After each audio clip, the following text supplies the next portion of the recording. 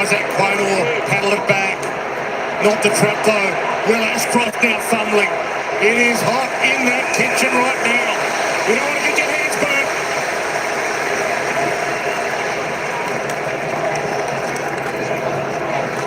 Darcy, straight back boys. Bailey. So it looks like the issue with Berry's shoulder could take him out of the affair. It's always a concern, always a risk for Brisbane. Yeah, Howie, just to confirm, the sub has been made. Bruce Reville into the game. Jared Berry out. Remember, 12 months ago, it was Oscar McInerney that dislocated his shoulder, ultimately missed the premiership, a week short of the grand final. So Tom Stewart's already one hard luck story. It's going to be Pendlebury or Berry, potentially another. Now Collingwood starting to spread. Lipinski kicked the last, drops him forward. Elliott has to elevate. Tapped it over himself cleverly when he realised he couldn't take the mark. Now just hacks it off the ground. Will Model attack it.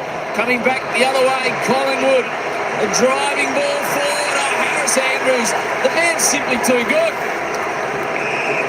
Got the long arm of the law back there. Harris Andrews stops the rod. Will Ashcroft. Zach Bailey. A little bit of kick mark now for the Lions. Get things back in their favour. Fans at wide, deflector in some space. Looks ahead, nothing really presents. He was looking towards Loman, but he was covered by Perryman. And now Zorko's had his moments. Jeremy Howe's been able to free himself up behind the ball. And he's the one that's preventing Brisbane from actually coming through at the moment.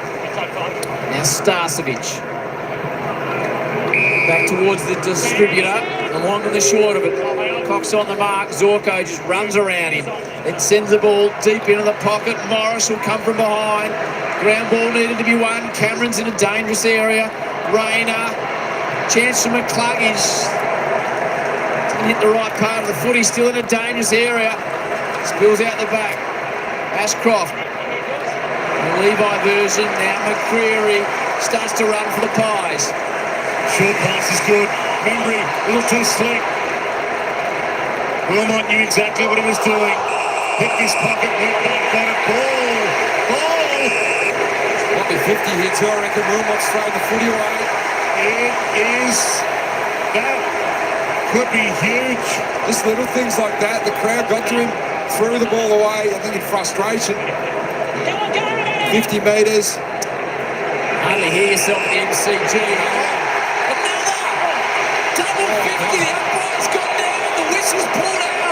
All happening now at the G. And Collingwood will waltz all the way in towards goal. And Membry will be in a position to kick his second. Let's have a look exactly what happened. This is the first one, Jack. He's kicked it away. Collingwood players knew. And then here, Levi Ashcroft, he's nowhere in the vicinity with Dacos. 50 metres comes across the mark. So Membry's, whose turn started, Tim Membry, with an out in the full. Then he stared it down to kick his first. This to make it 5 unanswered for the term for Collingwood. Tim Membry trots in. 5 it is! Collingwood out by 8. Now it's Brisbane that are looking to touch rattle.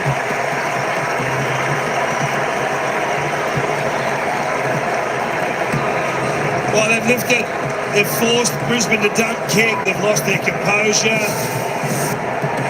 and Collingwood have pounced. Their pressure has been there all day, to be fair. The first half's been enormous. It's just an error there from Wilmot, just lost his mind. And I don't think Levi knew the rules.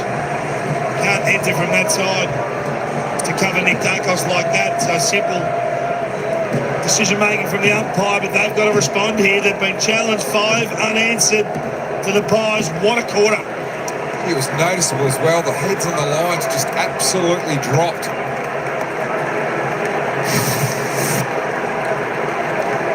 An enormous few minutes coming up now in the context of the season of these two teams. Nick Dacos wrecking havoc, holding the man.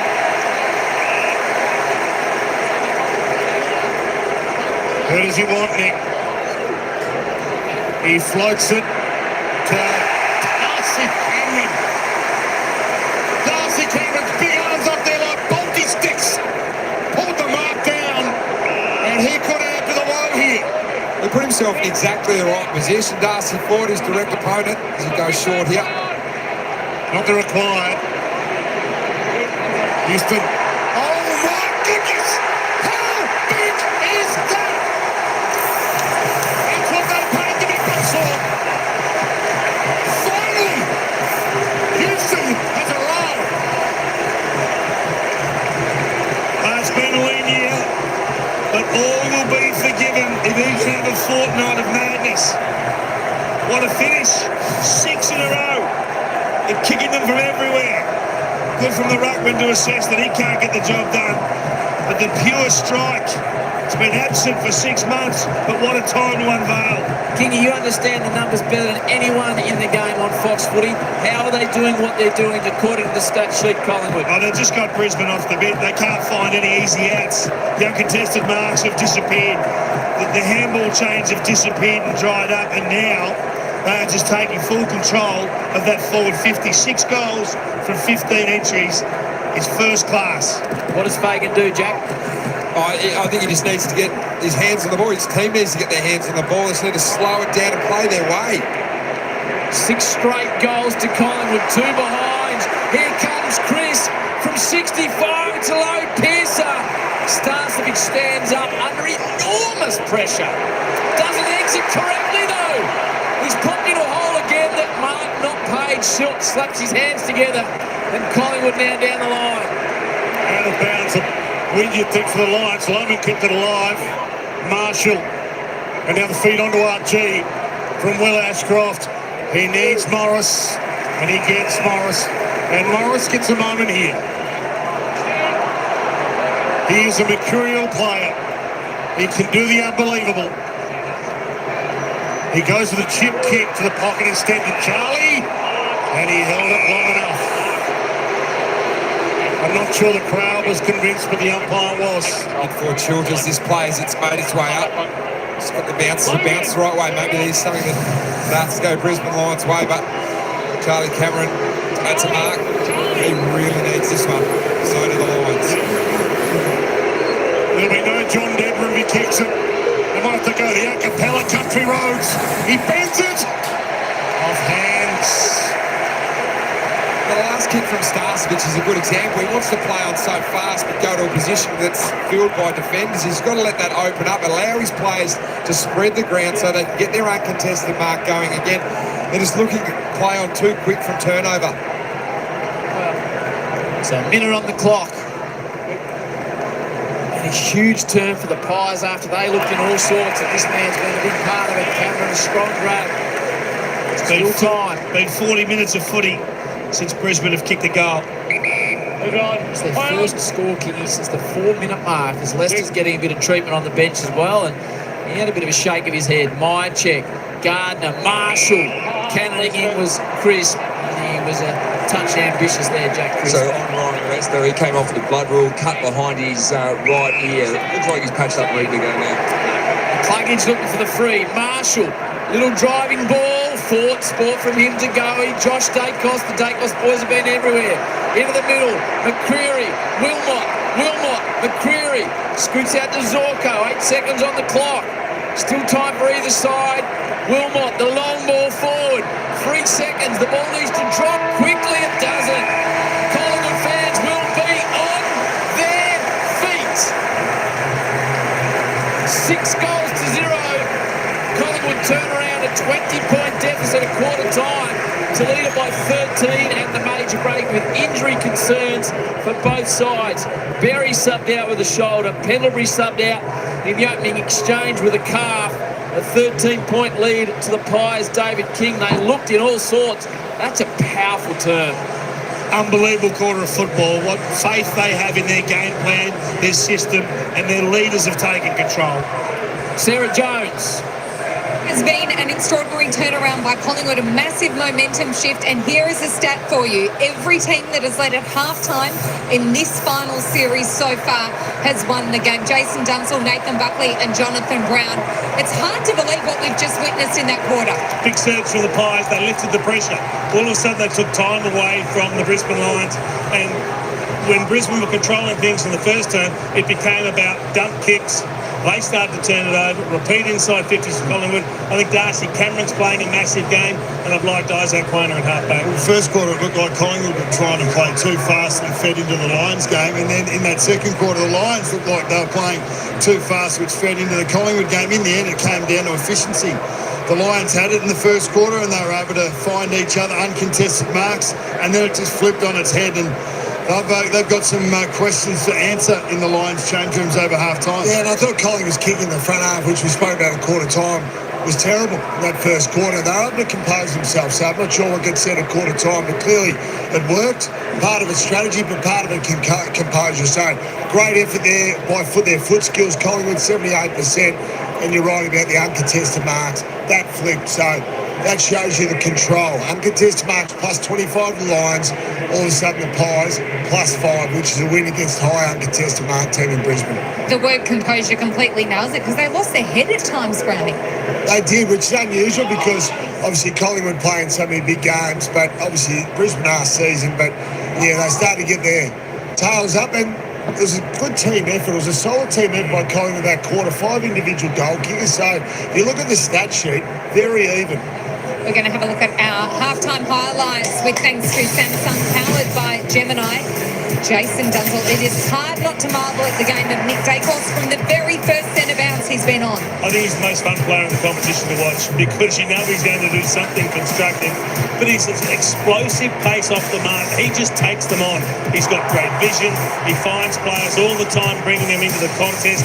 I mean, this chase here, he had a terrible second quarter day in Zorgo, cost him 3 goals, but he doesn't just attack Nick Dacos, he works hard both aspects. Yeah, his work rate's been first class. 13 touches has him as the Pies' highest disposal getter, but as you said, Brownie, it's been well shared across the entire team. But Dacos' penetration, I mean, to be able to, even there to be forced to give that free kick away because of his ability to run and carry and how damaging he can be, from getting from the inside to the outside, which there's just no time and space, but he's been able to find it. Incredible. And the big story of the game so far, Bucks, has been Scott Pendlebury subbed out with a calf injury. It will be a heartbreaking tale if the Pies are to get through to the grand final and he won't be there. How would he be handling this? You know him so well. We've seen him really active on the bench in trying to coach the boys from the sidelines. Well, he's nothing if not pragmatic. He would accept it and move into coach mode straight away, as we saw at quarter time walking along with Josh Dacos. But he's, he would be bitterly disappointed individually, but that's not what he'd be thinking about right now. He'd be thinking about what he can do to help it along. So clearly he came in with an issue, didn't he? So whether it was hurt during the week, he tried it in the warm-up, or whether he hurt in the warm-up and rolled the dice. So that's an interesting one. And obviously for the Lions, Jared Berry, big loss. Now, he discarded his shoulder 2 weeks ago, so they're always going to be rolling the dice. There's a mighty chase here on, maybe if he had his time again, he might think twice about doing it, but it was always going to be a roll of the dice. And I think it's part of the reason why Bruce Reville is the sub, a like for like. Bruce Reville's the winner as well. Well, no matter who gets through, there will be a heartbreaking story on the injury front. Of course, we know Tom Stewart with the Cats last night, and the concussion won't be playing in the grand final. We're going to head down to boundary level now. Alistair Lynch and Brad Johnson, you put a couple of unheralded guys on the radar before the game. How are you seeing their performance so far? Yeah, it's certainly been 2 very different quarters for both of the youngsters. We spoke about Darcy Wilmot in the first quarter, had 13 disposals and looked really dangerous, but McCreery seemed to lock him down a bit more after quarter time. It's the flow of the game, isn't it? Yep. It's allowed these youngsters to be involved the way that they have. Wilmot the first quarter, Brisbane had the flow, Collingwood in the second quarter, and it was McCreery and Long in particular that had some really strong moments. Long had 2 moments in particular, Lynchy, that I thought were really impressive. We talked nearly 100,000 people, young players that are 18, 19 years of age, trying to set a tone for their team. And Long did it perfectly here, going back with the flight, filling the hole, working back as a midfielder, and then he pushes forward to get involved in attack and gets this one over the top to give Lipinski his first goal of the game. Yeah, a great turnaround, and just you saw the flow. Spoke about, Buck spoke about it as well, about the kicking inside forward 50 for Collingwood was a major issue in the first quarter. Their D50 kicking was terrible as well, but they tidied that up, and their pressure certainly lifted in the midfield. And made some great strategy changes as well. Guys in commentary spoke about steel side bottom and McCluggage. Well, McCluggage has had 22 touches, and so they dropped the steel side bottom tag. Hasn't really made a difference though. No, but what it did, it freed up the side bottom. He was just so reactive to what McCluggage was doing. Wasn't playing his natural way. Goes, does that now. Half back, wing, can float half forward. You can see what he can do within the game, especially in that second term. Yeah, you're right. The pressure that lifted, certainly on McCluggage, like he still had about 12 touches in that second quarter, but he was the 15th rated player for the Brisbane Lions, so a big drop off in impact there. But there's plenty going on down here in the injury room and certainly in the grandstand as well. Absolutely. Thank you, Lynchy and Jono. Just 13 points, though, Jason. So the negativity around the Lions and the lead that they coughed up, they're still very much in the game and in the hunt for this grand final spot. One thing we've seen all year, a huge momentum shift in games. Half-time did not come quick enough for the Brisbane Lions. They get a chance to reset. They get a chance to just calm themselves down, have a talk about what's going on, and then come out with a different approach in the third quarter. Well, Fox Footy's grand final week will kick off on Monday, of course, with AFL 360 at the earlier time of 6 p.m. The Brownlow medal will be fiercely discussed as the guys present who they think will be taking home Charlie, and of course a look ahead to the big grand final on Saturday. And then on the couch, the legend that is Lee Matthews will join the team with his opinions on the big game. All right, folks. Hey, there we go. It's half time. Can you believe it? The Magpies ever hit back hard. 7-1, 43. 4-6-30, the Brisbane Lions kicking straight the Magpies. A mirror image of the opening term, of course, where it was 20-point leaders. The Brisbane Lions at quarter time, but the Magpies able to turn that around into a 20-point deficit into a 13-point lead, of course. It's a little bit like the game last night where Hawthorn came out against Geelong hard in that opening term, but then the better team certainly came out and got the job done. Hey, Matthew, how you doing? Welcome in. Hey, Taddy, Paul, what's going on? Timothy, well, good luck to the son playing his grand final up there in Cairns, half-time. 4 goals down. Can still get the job done there. Plenty of time. Addy G in the house. The Pies, they're in front. Addy G, that's it. Your second favourite team. The team that you're hoping the grand final will be won and dusted by the Magpies. I tell you what, though, a little bit scary moments with, of course, Scotty Pendlebury going out in the first few minutes of the game, I believe, with a calf. And, of course, Berry looks like he's off for the Brisbane Lions with a shoulder. So there we go, a couple. There's all players going out. Of course, remember, Tommy Stewart, the star backman for Geelong, he'll be out of the grand final next week too. So all players losing one of their star players, which isn't good. But it's good to see. And just as we thought, the Magpies getting on top in this game. The commentators were saying half-time couldn't come fast enough for the Brisbane Lions. That's true. I'll tell you what, I think the Magpies will continue this run. And I think they're just going to run away with this game. I could be biased, being a Collingwood supporter. But there we go. A little bit staggering in the chat at the moment. 67% going for the Brisbane Lions. I don't know what's going on there, folks. Come on. We're all cheering for the Pies here. Even Eddie G in the house is cheering for the Pies. Let's have a look at some of the stats, the goal scorers out on the ground while we're waiting for the commentators to come back and take over. There we go. Only one multiple on the... Eddie G says, go Lions to lose. All right. Thanks, Eddie G. Cheering for the Magpies there. Good stuff. The only multiple goal scorer, of course, Tim Membry. He's got 2 on the board for the Magpies. Lockie Schultz, Lipinski, Houston, Jamie Elliott, and, of course, Mason Cox, the first goal scorer of the game. Singles for the Maggies. And, of course, for the Brisbane Lions, you've got Logan Morris, Ty Gallup, Dunkley, and Zach Bailey with singles. Go Lions, never. Exactly. Never go Lions, go Pies. All right, let's head on over and have a look at the disposal can. Hugh McCluggage, hey, Bags, don't forget your luggage. Tell you what, he's the only player on 20 plus at the moment. 22 he's got, Hugh McCluggage. He's had 11 kicks, 11 handballs, 6 marks, 2 tackles, 4 clearances. So he's having a reasonably good game. Darcy Wilmot, 16 was Zach Bailey. Zorko, 14. The best for the Magpies, of course, the Dacos brothers. Josh Dacos on 14 with 9 and 5. And, of course, his brother Nick, the superstar, on 13, 10 and 3. There we go. Let's just roll down the board and have a little bit of a look, see where they're all going. Charlie Cameron's actually got into the game a little bit this afternoon, up to 11 possessions, 8 and 3. Just the one behind, though, at the moment, DeGoey looking reasonably strong out there also with 10 disposals, 5 and 5 with clearances, just in that one behind there. Who else have we got for you? Calamachi, he's had the 9. Darcy Cameron, Crisp and Lipinski also on 9 there for the Maggies. Kai Lohman, just the 8 there for Brisbane Lions, hasn't hit the scoreboard as yet. 8 disposals, 1 kick, 7 handballs just for him. Good to see Jeremy Howe, the master down in defence of the Maggies. He's back in action with 8. Let me just have a listen. The Decider news, but also Trade Perry just around the corner. It's your favourite show, isn't it, Jason? Absolutely. They're talking about the show. More information from all your football news. We're going to head down to John Ralph and now with the latest football news with thanks to... I'll just catch up with some of the football news. Injury. Yeah, that's correct. Father Time, he's undefeated even after 33 finals for the 37-year-old. So the club says it is a tight calf for Pendlebury, but look, his season is done. He could barely even hobble out of the dugout to the quarter time break. Here he is now, and as you guys said, he's done so well to be coaching across this game, but you'd imagine, I'm certain that his season is over. So 14 Collingwood listed players trained for 2 hours today across the road, including the likes of Bobby Hill and Tom Mitchell and also Will Hoskin-Elliott. So there certainly are players there who are available, but if they did get through to a grand final, it would be 5 weeks on from that wildcard game, which is not ideal. Now, Jared Berry dislocated the shoulder in round 23, and it popped back in reasonably quickly. The positive is that it has gone down, he has gone down into the rooms, and even though he's been subbed out, it has gone back in. He does not need to head off to hospital. And in that round 23 game, they could have played him the next week.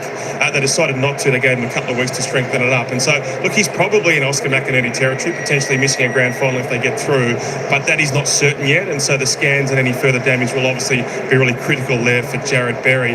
Now, the very good news for Brisbane is that Lachie Neale, right now as it stands, would likely play in a grand final. Now, I've spoken to the club's football boss, Danny Daly, after another very solid training session for the dual Brownlow medalist this morning. Here's Danny's quote. He is ticking all the boxes and more. If we win, he is a big chance. So he's been wearing out the hyperbaric chamber over the last couple of weeks with his own calf concern.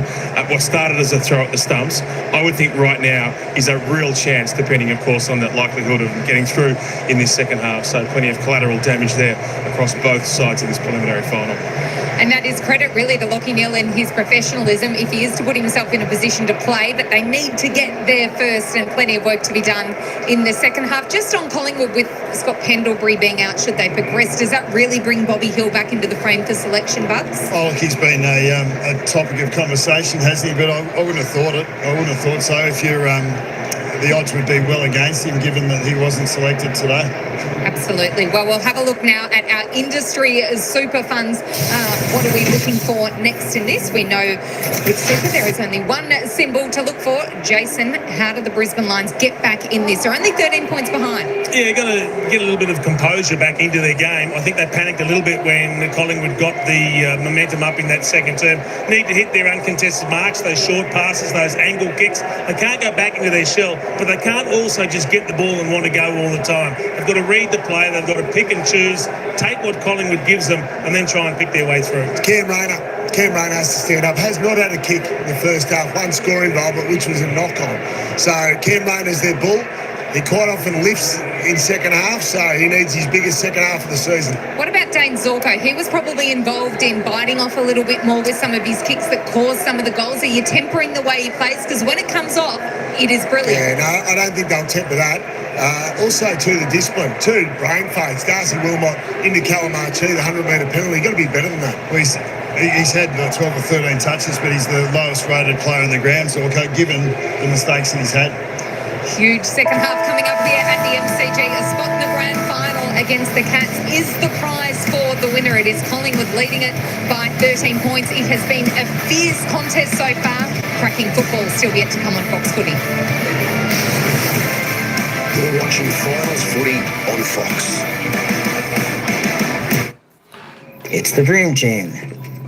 Okay. All right, where were we? Let's head back to the stats and just check those because we're only a couple of minutes out from the bounce of the ball for the second quarter. Still side bottom. He's only had the 7 so far, a little bit quiet. I would love to see him lift a little bit for the Maggies. Schultze, he's had 7, he's kicked a goal. Levi Ashcroft, also a little bit quiet just with the 7 touches, 4 and 3. Dunkley, 6. He's kicked a goal. As I was saying, Cam Rayner, he's one that really needs to live for the Brisbane Lions. As I said, he's the bull.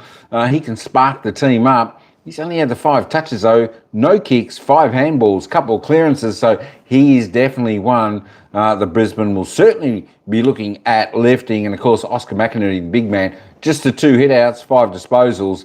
He's also another one that needs to lift there for Brisbane Lions. There we go, Jamie Elliott for the Jamie fans out there. He's had the 4 touches, 3 kick, 1 goal. Brody Mojek not able to hit the scoreboard yet with 3 disposals, 1 kick. And the big man, Mason Cox, there we go, 3 disposals, 3 kicks and a goal. First goal of the game. There we go. Just looking at the team disposals. There we go. There you go. Look, it's 56 plus disposals to the Brisbane Lions. You wouldn't have thought so. I'm going to just double reload that up, make sure that's correct. That is correct. It's 56 plus overall disposals to the Brisbane Lions up until half time. Wow, that's a big discrepancy. Inside 50s, though, both teams pretty level there. 29 the Magpies, 28 Brisbane Lions. 8 scoring shots for the Maggies, kicking 7 goals for their 29. Inside forward 50 were Brisbane Lions, 10 scoring shots for their 28, but only kicking 4 goals. The efficiency around the ground, both teams pretty level there, 71. There we go, that just reloaded. Efficiency inside 50, both teams a little bit low. They'll be looking forward to lifting that. Free kicks, there we go, nothing to talk about there. 11 apiece, so no favourites there. Looking at the hit-outs there, the Lions are +1. The clearances, though, Lions are doing a really good job in this area, folks. 23-10. Look, they're +10. They're +3 in the centre clearance. And, of course, +7 around the stoppage clearances. I don't know why this keeps reloading. It's a little bit crazy, but that's all right. Contested possessions, Lions a bit firmer in the contested. They're +11 there. And, of course, the uncontested, Brisbane always on top there. They love to just chip that short pass around and hold possession, as you can tell by the marks. The uncontested possessions, they work simultaneously with the Brisbane Lions, 41-60. Marks inside 50. Brisbane going on season average at 6. Magpies a little bit under at 4. There we go. All right, not sure what's going on with the old computer there. Tackles, though, good to see both teams tackling pretty reasonable numbers, or both above 30, which is what you want to see. 35-31, +4 tackles to the Maggies. But the Maggies, forward 50, certainly a lot more defensive there. 10 inside 50 tackles to the Maggies up until halftime, and only the 4 to Brisbane. So they need to get on board with that as well. You put that back there, put that back there. There we go, we're only a minute away from the bounce of the ball. Tell you what, we are in for a cracking second half here. Who is going to be the team today that comes out on top? Well, we'll know in a little over an hour's time. And, of course, who is the team that's going to take on Geelong in the 2025 AFL Grand Final next Saturday at the MCG. It's going to be a classic game, no matter who wins, I think. Look, injuries. Yeah, we never like to see the good players get injured from any side, but they've all got one. So that's what it comes down to. So it's a pretty well level playing field. But there we go. It's the Magpies by 13 points at half time. We're going to head back down to the action, and they'll take us into the bounce of the ball for the third quarter. For mine, folks, I think the Magpies are going to run away with this game. Let's hope so. Hey, I'm biased. I'm a Magpies fan, but you just never know. Let's head back down to the action. Go Pies. Handballs. Last week he was everywhere. 16 disposals, 9 score involvements. They need him now more than ever. They need some magic from their forward half warrior. Brisbane by 20 at quarter time. Collingwood slammed 6 unanswered goals on in the second term to take a 13-point half-time lead. Geelong will be sitting back watching with interest. Berry subbed out. Pendlebury subbed out in the opening minutes. Away we go again. Collingwood by 13 at the major break. Through the hands of DeGoey. McCluggage, worn pretty tight by Long, who now batters up. Tries to go a bit. Cameron towards Fort. Gets his own work now to Zorko. Can they get an early one, Brisbane, just to bring themselves back? How? Elects to fist. He's been fantastic after such a long layoff. Quainer doesn't get rid of the football. Archie sends a high ball down in the direction of Bruce, and here comes Oscar. Falls to Long. He'll be just happy to hem it in. You can cast your mind back only a month ago when these two sides played in round 21. This was the quarter where Brisbane stepped up the pressure and they were able to get control of the game. Can they do it again? Great spot for a ball up for the Lions. The ball not down in Barty's direction. He gets away and spears one straight through the middle. The perfect start for the Lions.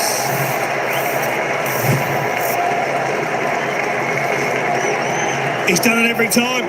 Every forward 50 stoppage, he's been on the fly. And he catches them napping again. He's not to know what's to happen, where the hit's likely to go, but he's proactive. Look at him, just ready to roll, and he just takes off. He leaves Perriman just standing still, just pointing. Someone take him. Someone go with him. He's off and gone. What a start. No point pointing. You just got to be on him there. You might be out of position there if you're Perriman.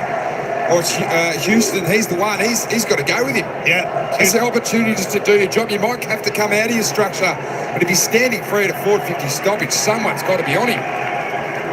18 disposals, 2 goals, 1. 3 score involvements, a couple of inside 50s. So Bailey having an impact, as he did on grand final day.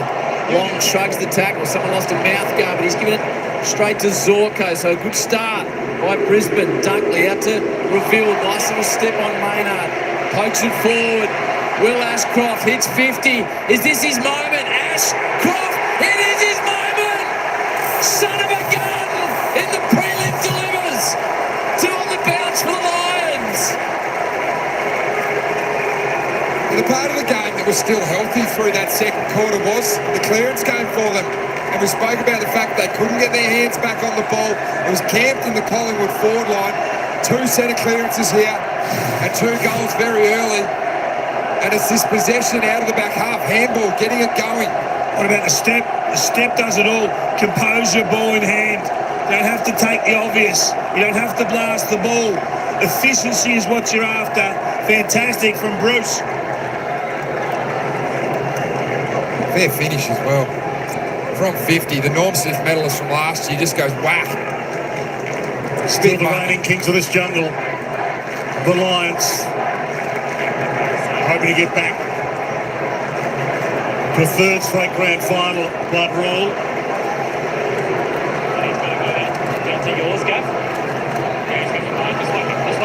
Good to see Marcus Ashroff's got a seat this week. He was up in the nosebleeds standing up last week. Yeah. Are we all good? 2 superstar father-sons head-to-head out there at the G. So McInerney into the ruck against Cameron. Fought off with a rubber rule. Underway again. The twists and turns have been epic. Dunkley squeezes the kick to the top of the 50 and right on. Good trap. In the pink boots, it's an aggressive kick. Nick Dacos. He's got Steele out wide. That's who he's looking to access and does. Started the season playing in the Waffle. Now he's playing in a prelim for the Pies. To Goey. Nice ball to side bottom. Got the one paw up. Schultz in a dangerous area. Harris Andrews just blankets everything he goes near, does Harris. It's Darcy Ford gets patched up on the bench. Gosh, looked like it was going to be a sickening collision here. Still side bottom running back with the flight. Harris Andrews coming the other way. Well defended by the Brisbane captain. Just needed to get it out of bounds. Danger here for the Lions though. Cameron, little palm down. Schultz got there ahead of Nick Dacos. Caught. Cautiously caught. Ball up. I wonder if you have to take the risk if you're Chris Fagan to get Andrews off Cox, who keeps taking him deep. Not involved in the game at the moment, Harris. Schultz kicks it straight in a teammate's head. Reveal tight on the line. McCluggage needs to be clever. Screws it towards the boundary line. Frampton impacts, gets out the back. Rayner, can he have an impact? Quaynor just streaks after the footy. Caught from behind. Did he have prior opportunity? The umpire says no, he didn't. Yeah, well, it was good there by Ty Gallup. He just remained in the contest there. Quicker plays, but he held the inside corridor. He was the one. Darcy Cameron with a palm. Free kick's been found. So Archie held. Hands it off to Zorko. Hesitation step, and now he blasts it long. Morrison Moore with the fist. Hits a bad spot though. The big O, like treacle. Oh, the step from Gallup. And Gallup past the line. He's got a couple. And there he is again. composure, take the extra step. The ball sells some candy. Brilliant final weekend. We've seen so many players just feign one way, come back the other, particularly inside 50 where there's not a lot of space to operate in. He's been excellent, the young man. How good was Logan Morris here? Caught flat back. That is the most vulnerable position as a key forward to be. Just to bring it to the front. Dubious there. The Pies players thought that was a throw by McInerney. But young Gallup, he's just matured over the last 6 weeks since debuting, and he gives them something different. He's turned up in a really important moment here. It's the tap there. I love that from Morris, though. Flat back. Darcy Moore usually pushes you under the ball there. He was the one brought it to the front. 10-4 centre bounce clearances. This one is huge. Pies need to get their hands on the ball. Dominated clearances this term as well, Brisbane. Look at that, 6 zip for the term. So after Collingwood kicked 6 unanswered in the second, Brisbane have replied with 3 of their own. Collingwood yet to hit one. Dacos somehow got away from Loman, just gets away from to go. He's side bottom, steams in after the football, releases by hand only as far as Marshall. Now it's Brisbane with the answers. Dunkley wobbles the ball forward. Not an easy one for Moore, it was just floating, but he held it nicely. He wants to go, but he missed him. The plug in for his mind. And now he's got Rayner, who needs a moment. Rayner got up, Morris took front, hands it up. Ashcroft, Ashcroft again! Couldn't get the bend. Well, he's getting some space, forward of the ball, Ashcroft. Look at that pressure factor. It was the third quarter last time these two teams met, and pressure was the simple thing that turned the game around for Brisbane. 2-6-8 early in this third term. Nothing short for Quainer. Wilmot had a stack of the footy. This is 17th disposal, the number 44. As McRae looks on, this is Pendlebury, the injured champ. Really high ball from Wilmot. Sets it right up more. He'll have those for breakfast, just fisted towards the line for safety. Bailey's on the bench right now, so he can't come flying through. The stoppage, it's worked a couple of times.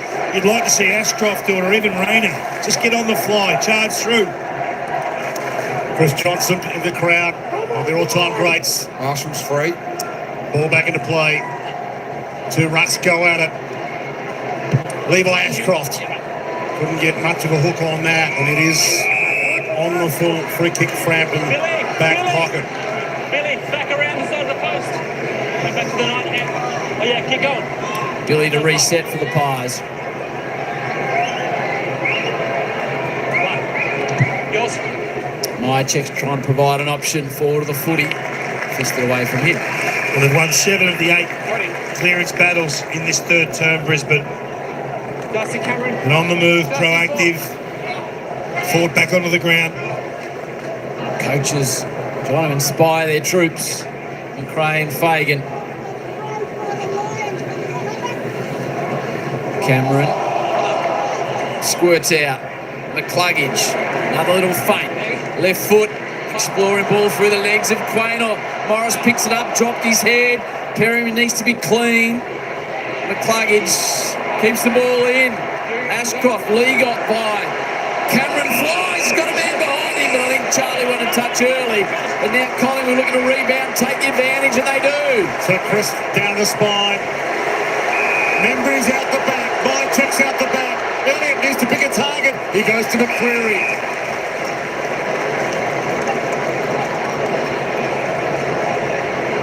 And almost played on, and almost played on again. It's those netball steps. Hands it off to Ngoe. From outside 50, pumps it. He hibernates half the winner. But come the big stage, he's up. But he was nearly up for that. Leicester got a better mark than that, though, inside 50 with the play that it was. Charging through the middle, they had spares. Ended up being a mark at 50. Zorko to the other side. Steele provides the spoil. Talked about Chris Fagan. Did his brother have some success down in your neck of the woods today, Jack? Yeah, the Clarence Roos under Grant Fagan. His brother won the flag today down there in the Southern Football League in Tasmania, so it could be a very successful day for the Fagans. Fort Cameron. Cameron dropped it momentarily. Now Bruce. Holding the ball, Brisbane. Brisbane take the advantage. Down the line. Rayner. Very quiet afternoon, Cameron Rayner.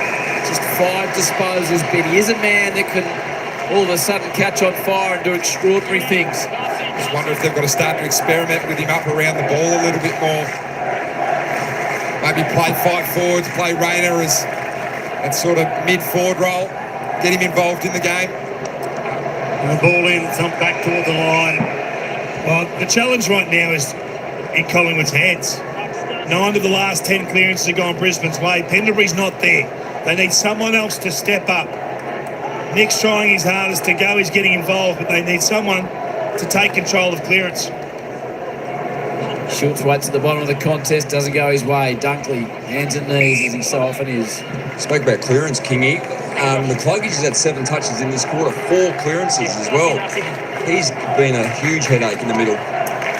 Ford, Cameron, Big Eye got his arm free twice, and he was stripped. Schultz in that congestion. Zorko gets under that a little. It's a 2-on-2. Frampton, Morris, they're all up there. Here's Rayner. Here's Kevin. He's like Jesse James.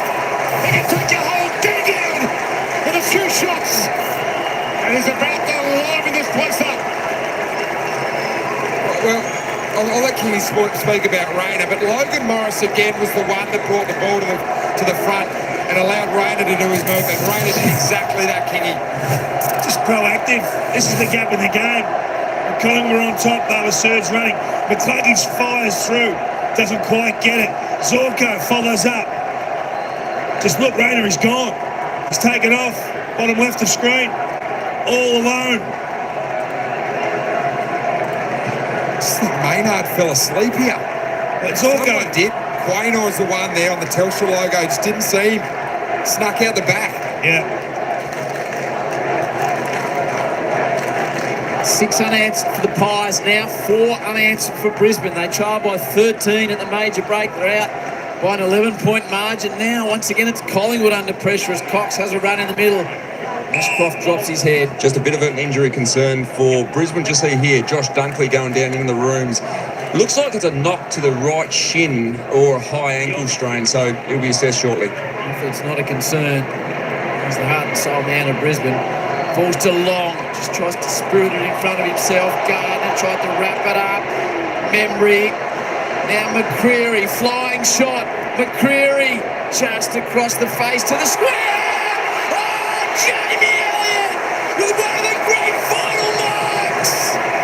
Roll the replays every angle you got, because that is an absolute specky. Look at Elliott.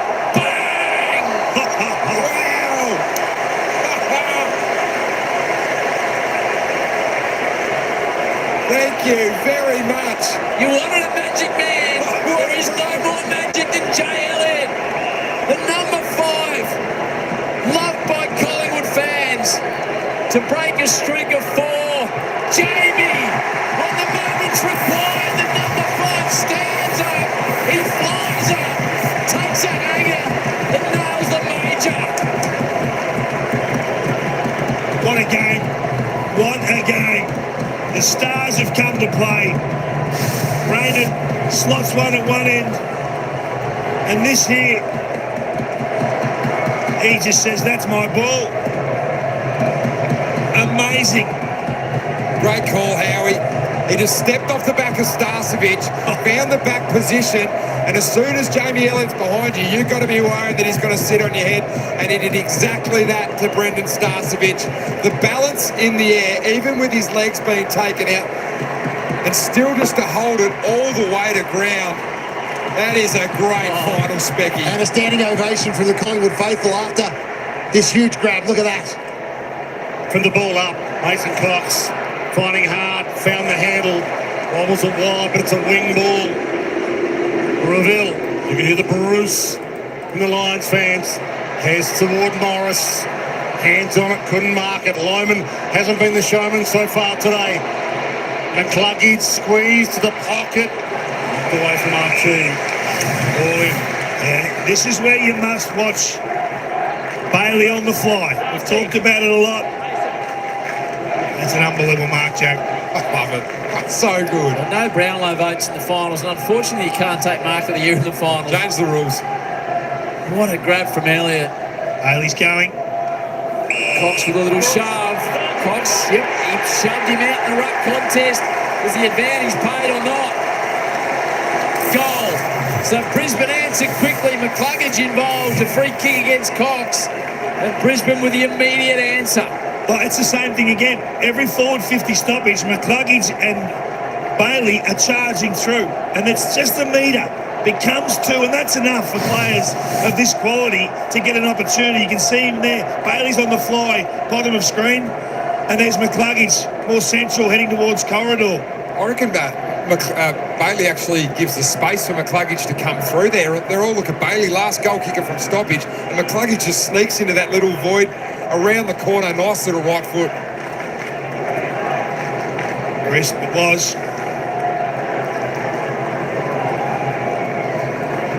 How good's this? How good's finals footy? Well, there's a touch, so we're just double checking. Did he get a finger on that? Oh, doesn't look like it to the naked eye.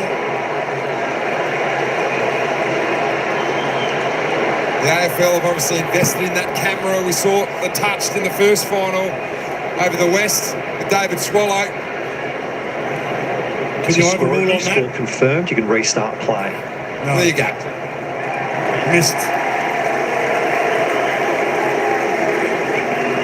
Best to get it right though. Yeah. I think they would have checked the hand of steel on near the boot of McCluggage as well.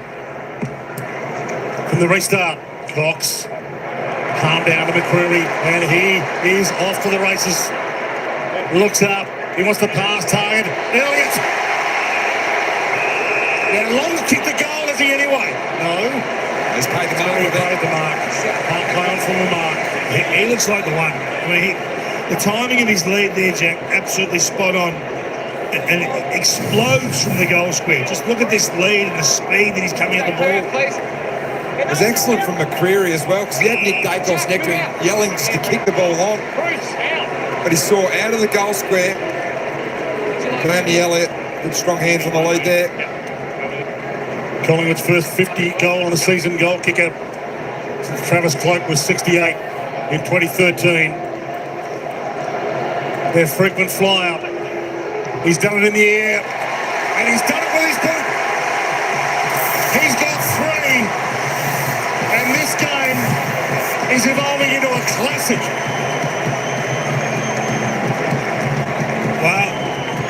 They're 7-1 this year when he's kicked 3+ goals. They're undefeated 6-0 when he's kicked 4. Just have a look at the timing and the explosion on his lead here. Bang! He just goes. And Starcevic is only 2 strides behind, but it's over. Just highlighting the importance of centre bounce at the moment. The majority of the scoring in this quarter has come from who wins the centre bounce. You can see this McCreary here. Dacos wanted him to kick it along. He's pointing deep. McCreary knew better. So Jamie Elliott lifting the Pies after they gave up the first 4 goals of the term. And worked back into it with 2 of the last 3. Starcevic not happy as he goes to the bench. So the emotions on display. Side bottom in the middle. What was the ball forward? Meyer check. And the ball is stuck on the ground. Go the other side. So Elliott is on the bench. Go the other side, go. Back in the other way. Yep. Which is a shame. Oscar, straight back. Darcy and Oscar, Cameron and McInerney. Now Steele and Will. First repeat stoppage we've had. Everyone can take a breath here. It's been played at frenetic pace at the moment. Since with the palm down, Dacos nearly. Schultz hammered immediately. There's Starcevic. Be careful you don't break your hand there for Brandon Starcevic. Josh Dunkley just limbering up after coming up from downstairs with the doctor. Lay on, knocked out. Dacos creates something from nothing. Schultz puts his head over the footy. Myercheck wraps Gardner in a tackle. This way. So hopefully all okay for Josh Dunkley. He doesn't look too concerned, but be a poker face as well. Side bottom around his body. Well, Myercheck was manhandled a little, but not enough for the umpire to be troubled. And they are suggesting in a set of full goggles. voice at the moment. Now Brisbane through Wilmot. Disposal number 18. McCluggage has had 31. Nick Dacos leads the Pies with 19. 31 touches from McCluggage, 17 and 14. Kicks and handballs, and Harris Andrews, ever dependable, out of flank. 9 clearances to go with those 31 touches too. Howie's been fantastic. Obviously tagged early from still side bottom. They've dropped that tag and McCluggage has just accelerated again. He's kicked the goal as well, has Hugh. Down the line, only as far as Perryman. To reload the Pies. Southern stand side. Memory couldn't get there in time to stop Harris Andrews. The big roadblock.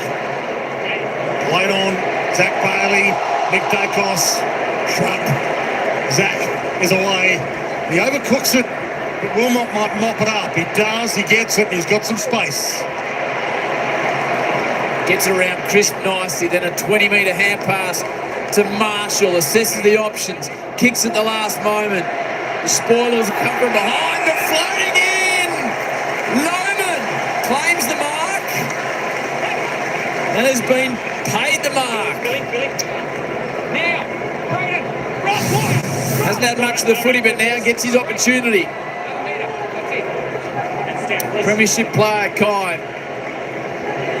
Had injuries this year. Ankles, shoulders, a calf. Kicked 14 goals in his 6 finals. Doesn't quite get the bend on it. Last intercept mark from Harris Andrews. He was caught off Mason Cox and just went for the ball. He said, I've got to go. I'd love to see more of that. I'd love to see Chris Fagan release him from the deep target and let him play across half back. Nick Dacos with a kick in, aggressive down the spine to Long. He had the handball over the top if he wanted it. He holds it up. Just pushes the clutch in, waits for the traffic. Heads out wide towards Crisp. Andrews takes the mark, and the umpire's given that 50. Well, that's a who you're playing for at home kind of decision, depending on who you're barracking for. That was 50. Big impact. He's trying to get another 50. Drops it forward. They need to be good here, the Pies. Howe. Perham did well in the aerial contest. He was outsized. Maynard had liked the line. Brisbane thinks not. McCluggage, 1-2 in the tackle. Good pressure by Collingwood. I reckon Harris Andrews could have taken a breath there, got the 50 metres, started to rush forward, trying to get the second 50, and then just rushed the kick inside 50. You've got to let it set up, let his own forward set up, become the options, let him get to work. Along the former Hawk, exits the area back towards Harris, though. He takes another mark. He's getting away from him, David. Yeah, he's not going to Mason Cox. He's going for the ball. They tried to put a block on there. The Pies didn't work. To Wilmot. Hits the pocket. Rayner. Got it. Scott Cam. He's getting up high and blocking him.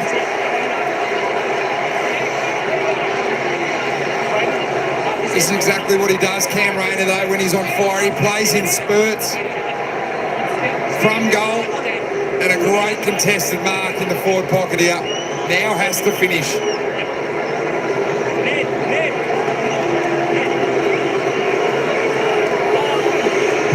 He has become a dominant force in the competition, but he blasts that across the face. What a dodge. 2 hooked opportunities gone begging. Lyman now Rayner.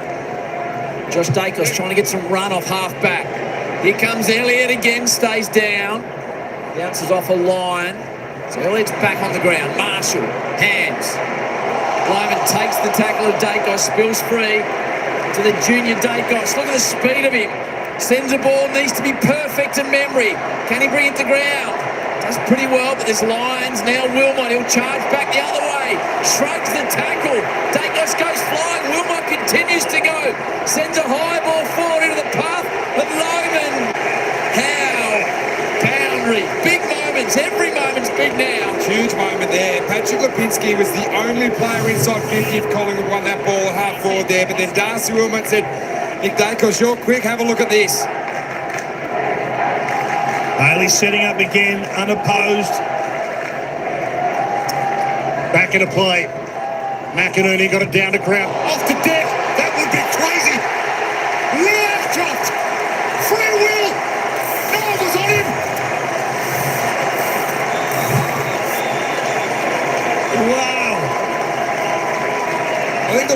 point for Collingwood is that all those goals have been kicked from pretty much exactly the same spot. Granted, this one's off the ground from Ashcroft, but that's exactly where McCluggage kicked his goal from only a few moments ago. They've created that little bit of space, and they've gone to work in it as well. They're just reactive, Collingwood. That's 4 goals from forward 50 stoppages. You're lucky if you get one per game. Ashcroft, Bailey, McCluggage on the fly, causing chaos down there. He's flushed that. That is amazing. He's got a bit of a habit of doing it. He obviously won goal of the year last year with a kick off the ground. Brisbane by 20 at quarter time. Collingwood 6 unanswered, 13 at half time. Brisbane kicked the first 4. And now 6 goals to 2 for the term. We're out to a 12-point margin. You go, Curtis. No, you dragged it in, Steele. Go to your right, Sid. Yes, go right. Yep. Okay. McInerney looking for a fairy tale grand final after he missed out last time. Ashcroft needs to be careful with the bump. And it's a free kick. Lipinski. Straight away. An interesting replay. Proud agree, it was a slightly delayed decision. Outline to DeGoey. Can he get there? He cannot. Reveal. DeGoey absolutely dumped Dunkley off the ball there. Just couldn't get across to him, but Dunkley's still on his haunches. Just got made his way up. Reveal subbed in for Berry with the shoulder issue. Sends it to the AFL logo. Frampton. Maynard. Now Quainer's got a decision to make. Hugs the boundary. It's not effective. Straight to Zorko. Harris Andrews took the step, floats it. Wilmot, will he go again? He's one of those scything runs. He goes inside to Will Ashcroft, hands it up to Zach Bailey, straight into Darcy Moore. Read his mind, stole the lollies with Lipinski. Dance step was great. Hits Memory lace out. Memory spins around immediately. He's got an option in the pocket. It's a good option, Elliott. Schultz is free and fits up 50. And that's where he looks now. Plays on Elliott's. Got them going. Cox. And he's not able to weave a little path through. But Collingwood now pressing as Loman's going down in the interchange area for some remedial work. Looked like he was limping there, Kyle Loman. Darcy Moore, that was fantastic off half back there. Zach Bailey running through 50, usually slots those. Great smother by the Collingwood captain. Fort and Cox. Players darting everywhere. DeGoey was down there. Bailey got a little knock on. Long was half wearing him. Starcevic meeting the sandwich. All up. Thanks, Brendan. Hey, mate. Up this way. Nice end. 4. Ashcroft overruns it. Zorko takes a teammate out low. Sits on the footy. Dunkley screws it out of defence. Moore infringing. Morris free. Comes it out wide to Reveal. Who's given them something as a sub. Archie pops into space, and guess who? Jeremy Howe. Good to have him back. It's been good, Howe. Just a calm presence, 11 disposals, so little footy. Prior to this, Nick Dacos coming up for disposal 22.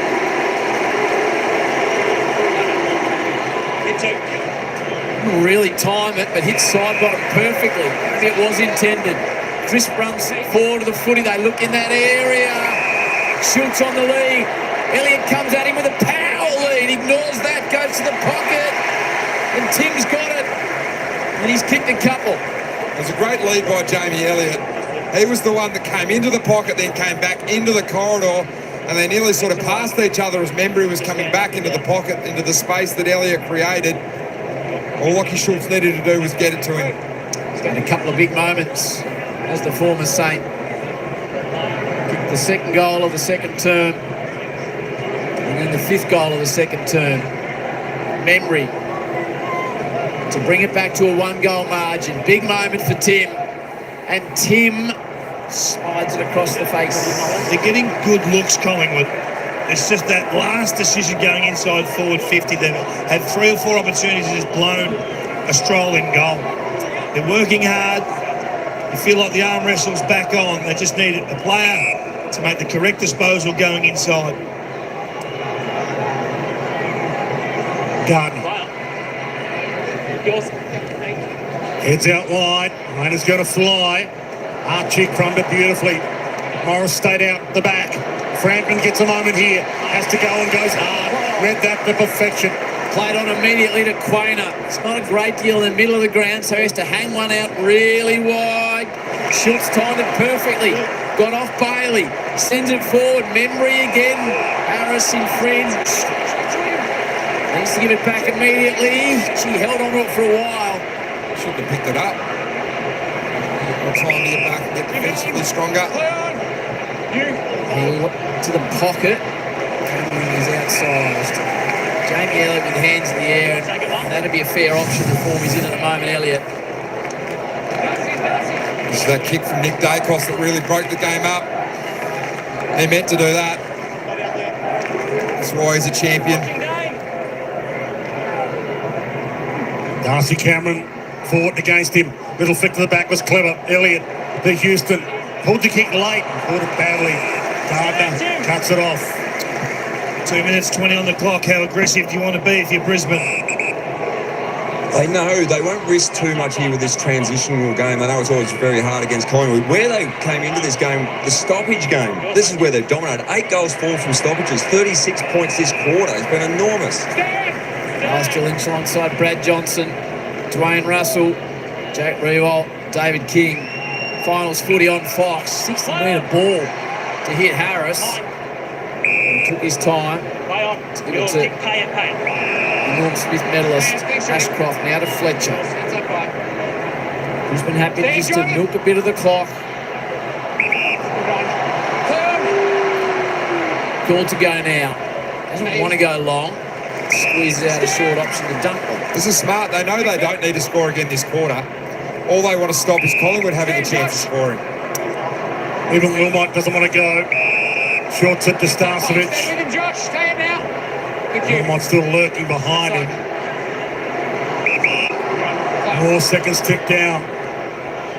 Starcevic gets a gallop up. Goes long. Rainer's going to jump again. And he's got it again. Well, we said that they didn't need to score and they just wanted to prevent Collingwood from scoring. This is an absolute bonus. And I don't know how the ball is chipped around like this, and Cam Rayner is all on his own. You get a free run jump at it with a player of this quality, he's going to catch it 9 times out of 10. Such an important moment right on the bell of three-quarter time here. This for his third. Gets a deep breath in. Massive for momentum. To three-quarter time. He got under it, but he got it home. Phenomenal. He's Jesse James. He can knock the whole game down. Well, he was the one. He was the one that had scope for improvement at half-time. 5 handballs to half-time. He's responded in the third term. 2 goals, 1. He just swings games. That's what he does.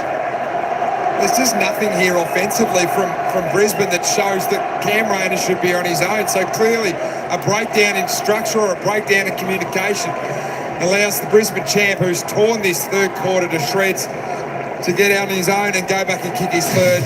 Absolutely built for finals, Cam Rayner. He's impacted on the biggest stage. He's having a big say in this game now. So Lohman back on the bench. 7 goals to 2 the way of the reigning Premier. Schultz raging against them. Spills free to Houston. Hand passes straight towards the line. Nick Dacos. Josh Dacos. Jamie Elliott. He's the one that can spark them, but they run out of time. Massive grab by that man in the turn, but it's all the way of the Lions. A 7-goal to 2 term. They reversed a 13-point halftime deficit into a 17-point three-quarter time lead. They've built a reputation as the fast finishers, Collingwood. They're going to have to live up to that more to make their way through to take on the Cats. Seeing it all right here on your home of footy, Fox Footy. Monday night, Jared and Gary to analyse the big week ahead. And then after that, Jack and the team will be on the couch. All coming your way alongside Lethal Lee Matthews is getting a run as well. See it all right here on Fox. All right, there we go. 3/4 time. The Lions have hit back 7 goals, 3 in that third term. The Magpies 2 goals, 3. It's 11-9, 75, 9-4, 58. There we go. A 17-point margin going into the final term. Don't be discouraged though, Magpie fans, because Collingwood are coming home with the kicking end, the end where all the scoring has been done. Of course, we have a look. It was let's just have a look. 3 goals down one end of the ground from my maths. 3 goals down one end of the ground where Collingwood were kicking in that quarter. And of course, down the other end, we've got 4, 6, that's 10, 17 goals. So 3 goals to 17. Is that right? 3 to 17, 20. Yeah, 3 to 17. 3 goals down one end of the ground, 17 down the other. Collingwood final quarter going to that end where the 17 goals are scored. So they got the score and end. So don't go anywhere, folks, as we are in for a ring-a-ding-ding final quarter if anything's got to do with this worm. Of course, we saw the worm, the Lions come out strong in the opening. The Magpies hitting back hard in the second. Lions taking control in the third. The fourth quarter, is the worm going to continue and make its way up? We're going to find out. We're about 32 minutes away, and we'll find out who is going to be the second team into the grand final for this year. Is it going to be Brisbane Lions, who leads the way by 17 points, or Magpies going to come back kicking with the kick and end in the final term? Let's just have a look at the goal scorers, because now there's a few more goal scorers. Jamie Elliott for the Magpies, who took mark of the year in that quarter. He's on 3 goals so far and leads the way for the Maggies. Tim Membry with 2. Schultz, Lipinski, Dan Houston, Mason Cox singles. And of course, for the Brisbane Lions, Cam Rayner, Ty Gallup, Zach Bailey, all multiples with 2 apiece. Singles to Logan Morris, Hugh McCluggage, Josh Dunkley. And of course, there's no doubt who's leading the way on the disposal getters out on the ground. That's Hugh McCluggage doing the damage for the Brisbane Lions. 31 touches up until 3/4 time. I tell you what, he's pretty much best on ground, I think, at the moment. Hugh McCluggage just killing him out there at the moment. 17 kicks, 14 handballs, 7 marks, 2 tackles, 9 clearances, and a goal. Of course, best for the Magpies, Nick Dacos, up to 24 on the second best. Overall, 15 to 9, 5 clearances. Looking for a couple out of him this final quarter. Next one's in line, of course, you got Darcy Wilmot, Dane Zorko, 23-20, Zach Bailey on 20, Josh Dacos, 17. So most of the players with all the stats, of course, of Brisbane, they do like that chipping game, like they did late in that third term, and they were just able to chip their way down to the forward. Got a mark where Rayner was sort of on his own. How that happened, nobody knows. And put it through for a bonus goal, I would say, folks, a bonus goal. Right at the end of that third term. So they'll be very pleased with that. Calamachi on 14. Isaac Quaynard, 13. DeGoey on 13. Unable to hit a goal yet. Charlie Cameron Brum 13 also. Only just the one behind, no goals for him as well. Well, who's going to be the players that stand up in this final quarter? We're about to see. We're about to head down to the bounce of the ball for the final quarter, folks. To tell you what, it's nail-biting stuff here at the MCG. Who's going to win? We'll find out soon. Jamie Elliott, as I said, 10 disposals, 3 goals. As I was saying, if Jamie Elliott kicks 4, they've been undefeated, Collingwood, when Jamie Elliott's kicked 4 goals. So for all you Magpie fans, you want to hope he kicks 1 more, and that trend continues. Cam Rayner, just the 8 disposals, 2 goals, 1 for him. All right, folks, hey, that's, let me just put that back there. That's enough of me talking for a minute. Let's head back to the commentators. They'll run us into the action here for the final quarter at the MCG. It's the Lions by 17 points. Who's going to win? Stick around and we'll find out. Smith there himself, Ashcroft with a beauty. They kick the first ball. Look at Elliott. Look at Jamie Elliott. One of the marks. He's got the mark of the season. Big Brad kicked the goal, but Brisbane dominated the They were finishing from everywhere. Ashcroft again, 52nd. Three-quarter time here. Highlights left, right and centre. Brisbane leading it by 17 points. Oh, Seri, could ask for no more than this in a prelim. This final is everything we want out of a cutthroat preliminary final. The Brisbane Lions brought the heat, they brought the pressure in that quarter, Jason. It led to stoppage goals. Yeah, they were impressive, weren't they? They surged, they kicked 6 goals from stoppages, which I think is the most in a quarter in a final for the Brisbane Lions. But I just keep getting the feeling that now that there's been a break, Collingwood get a chance to regroup. Will they be able to come and lift again in this fourth quarter, Bucks? Well, it has been the scoring end. They've kicked 4 goals from 50 stoppages. They scored a goal from every second entry that quarter, so you wouldn't think that Collingwood's back 6 would be exposed that badly again. I think there's still a bit left to play out. Jordan McGowan's got to get going. Keep Maynard lifted for Brisbane now. Collingwood need their ball to lift and have a big last quarter. Howie and Dwayne Russell, over to you to call the lights out of this one. It is going to be an absorbing finish. What a beautiful sight it is. Full MCG. A sight and sound that soaks into your soul.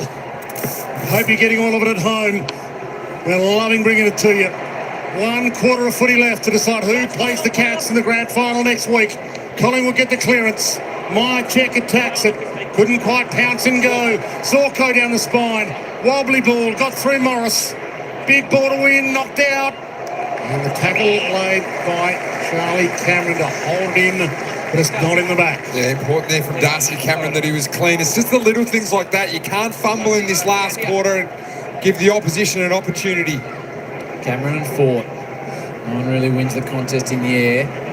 Dunkley clever to reveal a long ball. Here's Rayner, the danger man. Maynard takes front shoulder. It's a courageous way to play and it works out nicely. A lot on the shoulders of Braden Maynard, playing on the hot hand of Cam Rayner in this last quarter. Big job. Heads out wide. You need some heroes. In this last quarter, Collingwood, Pendlebury subbed out early. Chris pounces, Schultz passes. Elliott could be the guy. Crisp lead again from Elliott. He's got memory with Harris Andrews. Doesn't want to go in that direction. Can they change the angles? Hit up a short lead. Josh Dacos points deep. He's got Elliott again. He's kicked some amazing goals, Jamie. This could be too far from home, you'd figure. If he goes to short, he's just got to avoid Harris Andrews. He's at the point of the square. Goes very short. The lookout option doesn't work out. Kicks it straight to Ashcroft. He's the one, Jamie Elliott. He's got hold of Starcevich, 3 goals. He's got him on the lead multiple times. I'll be isolating him. High launch to the wing. Big pack around it. No one can snatch it in the air. Frampton snatched it off the deck and they grab him immediately. So how would you do that? How aggressive would you be doing that, David? Well, don't take Cox to full forward. Move him out of the way slightly and let him go to work against Starcevich. The matchup he's enjoying. Rayner, big third term. Cluggage has no room to operate with Chris. You've got to run the risk of sending Harris Andrews' man up the ground as well. It's Tim Membry at the moment, so you've got to risk something to get something, and maybe that's exactly what the Pies need to do at the moment as Elliott makes his way to the deepest forward. Again, a big pack around it. It's flung in the air. Josh Dacos winds his way through half-back. Floats it to McCreary in the middle. Fletcher up with him. Elliott grabs and goes. At the handle, the kick option went by hand. Tied off the deck. Centre of the ground. Ashcroft, paddles it. Side bottom the other way. Paddles it. Got it to Josh. They crunch him. All up. Missed handball, missed opportunity there. And if you're Chris Fagan, you've got to see right now, Starcevich is the most vulnerable player on that field. Elliott's starting to take him deep into attack 50 for the Pies, as David suggested was the way forward. Bailey threw his head back, nothing doing. So he's one out inside 50 at the moment, Jamie Elliott, but they've got to get over Harris Andrews, who's patrolling the defensive 50 line. Going to get it down there first. Chris looking to do that with a wobbling ball forward. This will be Harris now. Membry does well to bring it to ground level. Can't get away from Harris Andrews. 3-time All-Australian and far from done. They've got Elliott deep in the square as you're hoping, David. Yeah, and he looks right at home. Starcevich looks nervous. Nick Dacos taken down. Toe off the deck, McCreary attacks it, but his arm's free. Josh Dacos, the shrug, bounced off a couple. Kick half smothered, crisp. Pops it to the pocket, to the danger man. Elliott trying to thread the handle through the eye of the needle. He's almost on the full. Yes, good little hand by Darcy Gardner, who's been sensational behind the ball tonight for the Brisbane Lions. He just got that touch in. Elliott comes up to stoppage now with Starcevic. Push and shove off the ball. Now Damien explodes. He wants to be there. He delves into the contest. Just didn't quite go his way. Reville, high ball, centre wing. Frampton's got his back to the contest. Moore gets rid of his opponent, Rayner. Hands need to be good. Maynard rages forward with the footy. Here's the ball to be won. Goes the way of McCluggage. Slick hands to Gallup. Will Ashcroft. Morris. Not a lot to go to. Loman's going to have to go back with the final. Charlie used his body. Playnor. He's got two to beat Isaac. Two to beat Isaac. Off the deck. He beat them both.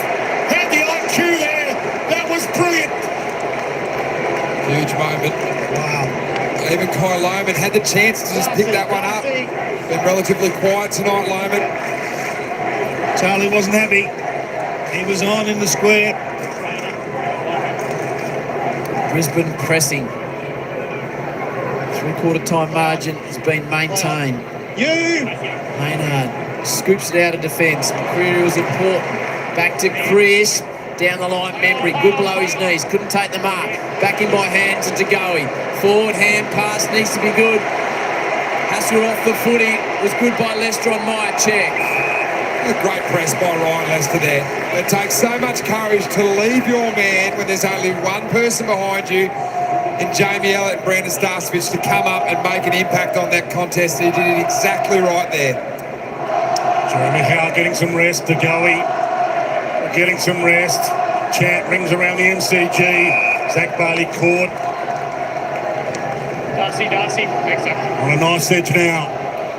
Ray McRae barking some instructions to Goey. Won't be off for long, you wouldn't think. Four. So now got it to Marshall. Was clever to Fletcher in tight spaces. Ashcroft. Down the line ball. Darcy Moore. Morris. Free kick. Hold of the arm against Moore. Who did you want here? Pops it up to the pocket. Rayner's the man. Unbelievable. Unbelievable. Cameron, he has turned this game on its head. Yeah, I wouldn't be surprised if the coach got to him at half-time and just said, you know what, this game's in the balance. We need you. We just need you for the next 60 minutes. Such a presence in the air. Maynard did everything he could. Took him high. Gets his heart rate down. 100,000 in the house. Edge of the seat stuff. For some breathing space. And he can just edge it to the wrong side. Give it a little bit of a run. It's always been a bugbear for Brisbane, just their inconsistent goal kicking in front. 11 goals, 10. Potentially have blown the Pies out of the water by now. Dacos takes ground. Looks for Moore. He's got a couple to beat. Loman starting to get involved in this game. Little jink. Good pressure came from McCleary. Forced the turnover. Frampton. To 2-on-2 out there. Good commitment from Leicester. But he put the ball down. Starcevic. Meat in that sandwich. Just keeps going up at gear this game. Tension all around the MCG. Spot against Geelong awaits. Good hands. Side bottom, not so good. Loman getting plenty of it. Big O. He wobbles it forward to a contest. Darcy Moore's going to need to be clean. And pass to Howe. He's been really good, just calm. That's shown a bit of the ball to Wilmot. Gets a hand on it. Now there's a race in two. Marshall. The two young men go at it. Steele wins out. Oh, Quaynor with a party trick.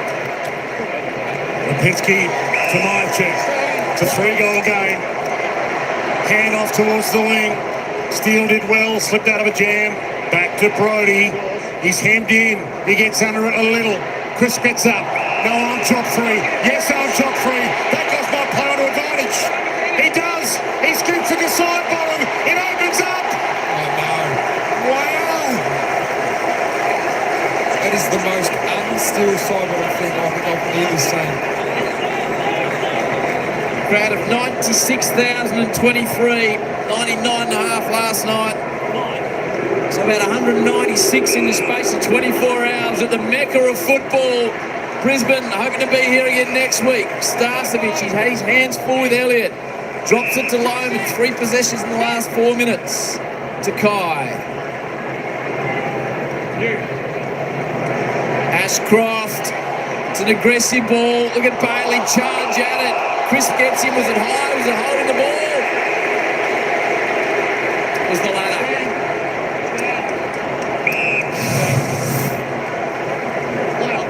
The handoff, and the run, and the spear pass.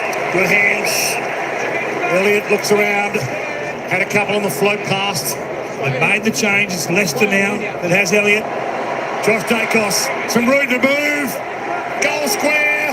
Mason Cox almost had the reach over the top of them. Umpire says I'll have it.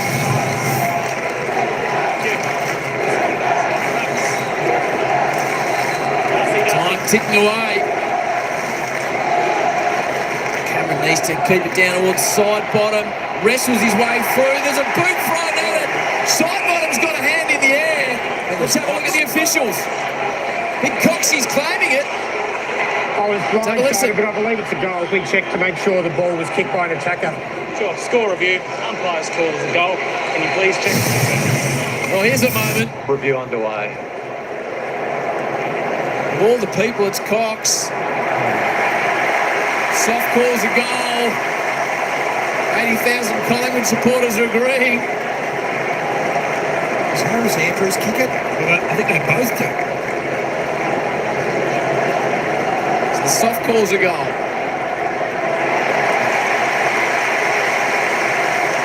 Collingwood players drifting back to the middle. The crowd's gone up like it's definitive. I'm still looking at it thinking, It's hard when you're only looking through one eye, though, Jack. What do you think, Kingy? I think it's impossible to overturn.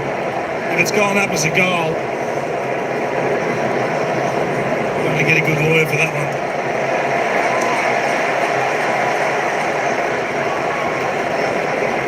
the umpire said I was blindsided, but I believe it was a goal.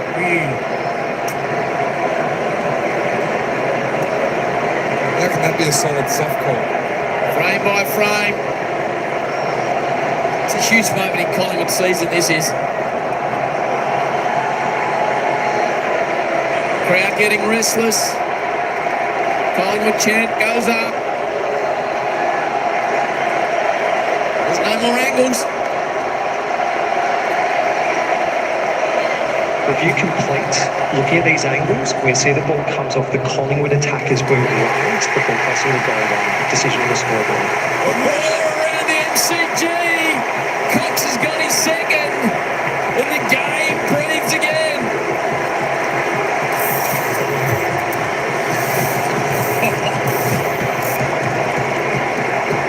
The small margins of preliminary finals are right before us. We're none the wiser whether it was or it wasn't, but Coxie will claim it, don't worry about that. And that's the desperation that's required. Still, side bottom was enormous. His work just to get it to the goal line was terrific. He initially just scrubbed it along the ground. You just see there, just gets contact. Collingwood's biggest ever three-quarter time comeback in a final. Any final is 17 points. They'll have to equal that to snag this one. Sometimes handy to have size 14s, mate. Yeah. Big guys don't get any smaller, they say. 2 kicks in it. It's going to go down to the wire. Crisp, almost a throw. Side bottom, got away with it. Shrugged them all. Fed it further forward. It's deafening in here again. Zorko lays the tackle. Big Mason Cox dives at full stretch. Levi Ashcroft, squeeze kick. More on hands and knees. Everything important now. Sidey hasn't got pedals right inside saddle. He's going to have to lift his team.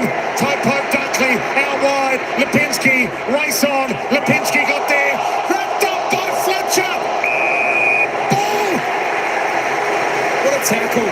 Open field tackle, the hardest tackle to do in AFL football. And he grabbed an arm. Incredible. 5 or 6 100% contests to prize that possession Brisbane's way. Outer wing ball. Got the numbers in the air. Rayner's the dangerous one. Gallup. Rayner's the dangerous one. Gets away from him. Perryman. Long. Side bottom. They intervene, Brisbane. Collingwood come back in. They'll be happy to hold it in there and keep it there. Gee, Rayner, he looks dangerous, doesn't he? You just see how he's holding off him 5 or 6 metres and he's charging up to the contest. Under Craig McRae, they've developed the reputation of the close game specialists, Collingwood. This one well within their grasp. Knocked down to Zorko was good. Gardner gets it back again, floats it wide, Reveal. Bruce calls go around the MCG. 10.5 on the clock. Nick Gallup, who's had his moments, kicked a couple.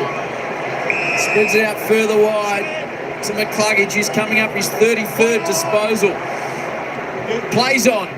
Stripes it into the pocket. Cox! He's kicked 2 and stands up now defensively, Big Mason. The American Idol. Standing up in defence and in attack. Gave it up to Maynard. Heads out wide. Big ball to win here. Thumped down. Houston. Little drop step was good. Roll of those straight to Zorko. The Great Dane feeds it inside. Hugh has been huge. McCluggage wants it back. Got it back from Levi. Feeds it to Starcevic. Bangs it long. In hope. Bailey from behind. Maynard in front.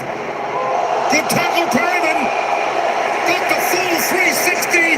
Cooked. Collingwood take the advantage. Long forward hand pass. Here they go through long.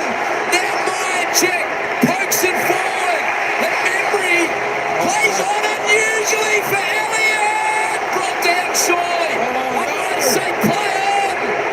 That'll be analysed and analysed and analysed again. Meanwhile, Brisbane has been paid all year, that front on contact. And now Collingwood fans will react. What a moment. That is a free kick every day of the week for front on contact. He throws. The umpire throws. Elliott took the perfect position to draw the contact. Hagapart, crazy in here now. Mason Cox, little flick back to side bottom. Wilmot squeezes it and finds Archie. 2 bits of luck for the Lions back to back there. Archie looks for McInerney. How impacts the contest does well, but it falls to Morris. Quaynor's back in a defensive position. It's a long ball to Cameron. This is a concern, the speed of Charlie. So decision on one end, it whips down the other.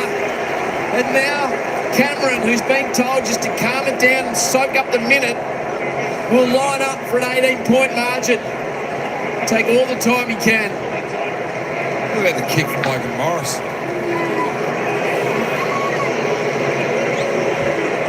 Cameron uses the clock, settles himself down. Charlie Cameron hits it perfectly. Cameron loves it. Brisbane fans love it. 3-goal margin. 8:25 on the clock. But we'll start at the other end with a potential free. He's just frozen the umpire. There's no doubt this is a free kick every day of the week. Elliott charged back. He's actually getting out the back on Starcevic consistently. That is chopping the arms, front contact, whatever you like. This kick from Morris, spot on, Jack. It's the best kick of the day. And the one-arm handball, the one-arm bounce as well. Just tucked it under the one juke. Look at that. Moments in preliminary finals. But is that not why we've got a 4-umpire system? So if one umpire can't see it decisively, another can? Should have been paid, Dwayne. There's 4 of them out there, as you're rightly saying. One of them need to pay it. It's been a classic. It's not over yet. Collingwood free. Josh Dacos. They've been roaring from the outset, the Collingwood fans. Josh looks up. Gets under it a little. Mychet's going to have to jump. Harris Andrews, fifth, wins out again. He's going to have no skin on it. Thumb clear to the boundary. Morris gets there. Tries a little shake and bake on Moore. Inside kick to Dunkley. Looking to land the knockout blow. Brisbane, they scream forward. Bailey runs into an opponent in Crisp, who's slow to get to his feet. Free kick. Throw. Bailey wants it. Give it back to him. There's an interesting onlooker there, Chris Scott. Geelong coach looks on. Still not sure who he's going to play next week. Bailey drops it into the pocket. Loman, dangerous. Centering ball. Collingwood season on the line right now. Fort brings it to ground. Crisp. Oh, it's a wobbly old exit. He wasn't looking for McCreary. It might work out. Might not too. McCreary dumps it across the line.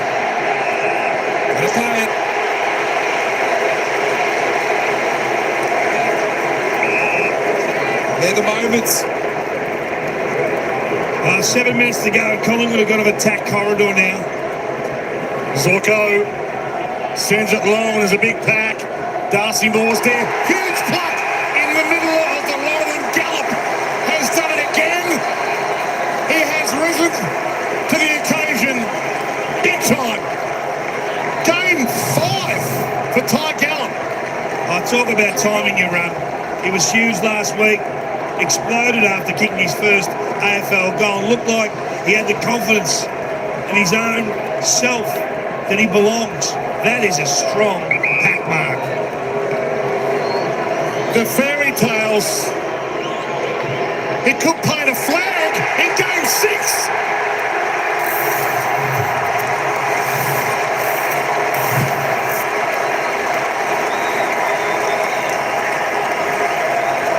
Well, it's been one of the biggest talking points from a Brisbane aspect.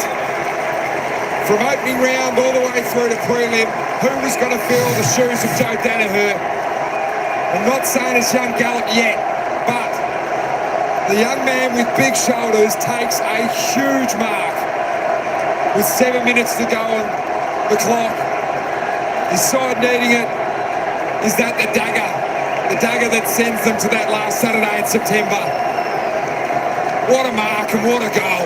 Well, you need 4 goals now, Collingwood. They've just got to attack. Lockie Neal's dream is alive. Eric Hipwood in the front. He'll be back in the hot barbaric chamber, no doubt, Lockie. It'll be a remarkable turnaround for the dual Brownlow medalist and premiership player, but his team have got to get them there first. Collingwood simply must score and score in a hurry. Ashcroft got other ideas, streaks through the middle. Loman caught in a tackle. Lipinski sends it back the other way, only as far as Reville. He's caught by Perryman, brought to the ground, but there's only 5:56 on the clock. So watch for the Collingwood play. I think they call it rodeo. As soon as one player gets in the tackle, they won't have a second. They want the ball out at the moment. Nice and free-flowing. Gives them a chance to score. And the palm down. And the scramble. And more seconds tick down. Time against Collingwood. Ashcroft squeezed the kick inside 50. Rolling ball. Charlie could put it to bed. Charlie with a shake off. Dance inside. Archie to the pocket. To the square. Loman. To Sherman. Got it home.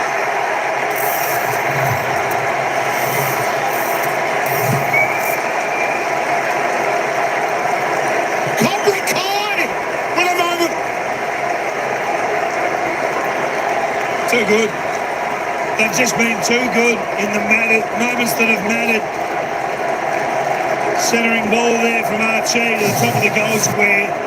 And every forward in the Brisbane Lions forward half is an aerial beast. They compete and then follow up.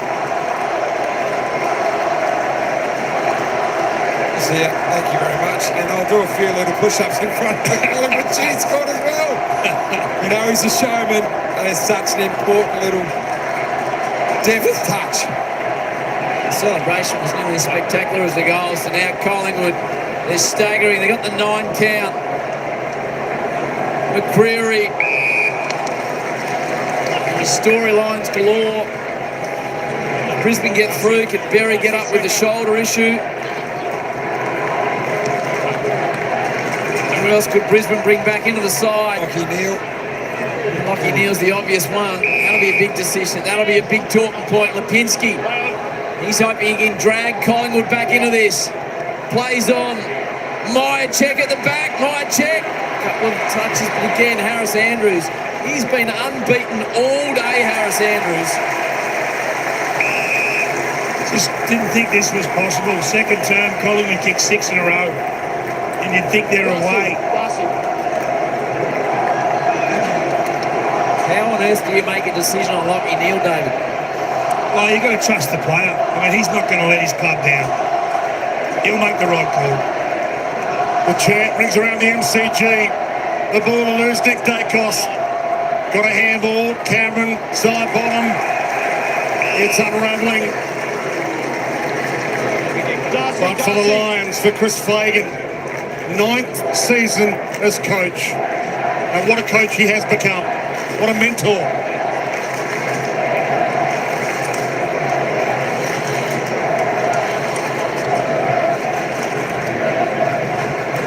Ford came so late into the season last year, won a premiership. Rayner lifted them in the third when it was needed. Collingwood captain still working with everything he's got more. Perryman squirts it out only as far as Reveal. Maynard hassles him. Brisbane going to be happy to see another stoppage.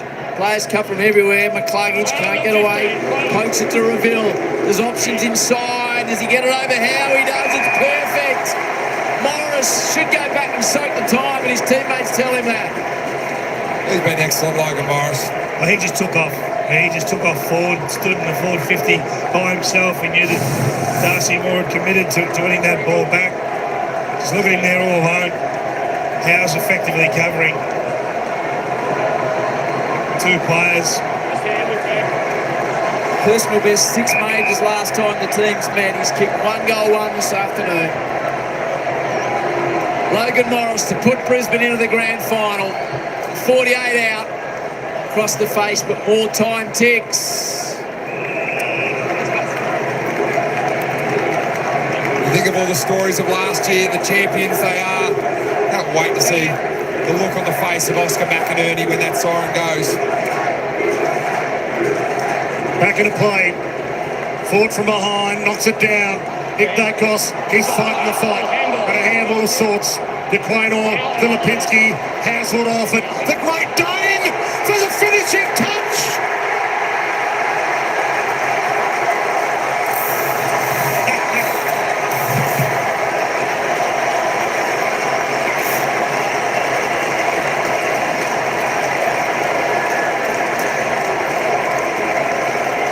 Salazy 9 score involvements for the 300-game champion from Brisbane. The stoppage here, Dacos, who's tried so hard tonight. Zorko is sitting off the back. Charlie Cameron puts the pressure on. And there isn't many better one-step kickers in the competition than Dane Zorko. And that's all he required at the top of 50 here. One step, bang, thank you very much. They're going back to a grand final. Yeah, they're going back for the 3rd year in a row. He loved it, and the coach loved it more. Look at him. Yes, Chris, exactly. I'm sure that's exactly what he said. So the Lions are on their way to a 7th grand final, taking 4 premierships, the famous 3-peat then last year. Harris Andrews has been unstoppable, absolutely unstoppable all day. Wilmot takes it out wide to Archie. Goes back, happy to take it across the line. It's been a really complete performance. You can see what it means to the 300 gamer and his absolute mentor and coach in Chris Fagan, but they have had a complete performance today. Everyone has stood up at some point in time. The ex-captain Dane Zorko called up on stage by Chris Fagan to celebrate their premiership together when he wasn't captain on grand final day. One of the great moments of Australian rules history that was. Ball to the other side, and this guy has been epic. Tyler Gallop They met Geelong in the qualifying final. Brisbane went down by 38 points. Being written off, they've nailed Gold Coast by 53. Now they've taken Collingwood to task at home by 6 goals. It's been their season, Jack. Every time they've looked on, they've found an answer, Brisbane. Yeah, they've had injuries. Obviously, no Joe Danaher. Jack Payne's been injured. They've managed to find a way. Cameron floats the ball forward. Fletcher! Little hanger to put the highlights reel. Plays on.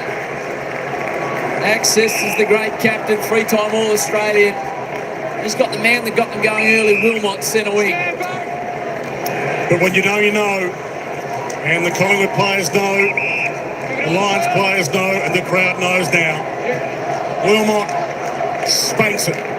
Morris stands under it. 4 to beat Darcy Moore. He's going to play it out. Down the spine, he travels with a boot. Brilliant kick. Schultz plays on. Elliott's been the man. Gets away from Starcevic. Still playing with hope. But they are done the pies. Elliott's kicked 3. They've been smashed at stoppage. Scored heavily against from stoppage the Pies. You can't help but think without the organisation of Pendlebury that was gone 4 minutes into this game. For a 4th for Jamie Elliott, right on his range. Good coverage. But of course, Harris is there, but even he can't stop it. 4 for Jamie in a lost cause. Back to a 30-point margin. So in the end, it'll be 10 goals to 5 from clearance. And a lot of that's about organising your defenders, your mids, down back, 4 goals from 450 stoppages to the Brisbane Lions. So the big O, Oscar McInerney, the Lions' fairy tale inspiration story, injured and unable to play in their last premiership win. He gets his moment. It's like he didn't want to smile, but then he realised, I'm allowed to smile now. Only a minute to go. And that's the other side of the coin. Scott Pendlebury subbed out. Minutes in with a calf issue. And how big a loss was that? Seconds remaining to play it out now. Darcy Ford. McCreary off and running to get himself a consolation prize maybe. Josh Dacos to a very, very weary McCreary. Can't nail it. Harris Andrews celebrating the point there. Just the little details. He's been unstoppable again tonight, the Brisbane Lions captain. They led by 20 at quarter time, Brisbane, and then gave up 6 unanswered to trail by 13 at half time. Kicked 7 goals to 2 in the third. And kicked 4 goals to 2 in this term. Comprehensive in the end. McCluggage 37 disposals to goal. Zorko 28 to goal. Ashcroft and Bailey a couple apiece. Spoke about it being the game of what ifs. The question they're going to ask all week, I think Collingwood supporters will ask this, is what if that free kick had been paid to Jamie Elliott? It was a real turning point in the game, but the Lions have been sensational. Will Ashcroft has done it again. 20 disposals, 9 scoring involvements, 2 goals. He was the one that lit the fire at stoppages, particularly in the forward 50. What a young superstar we have on our hands.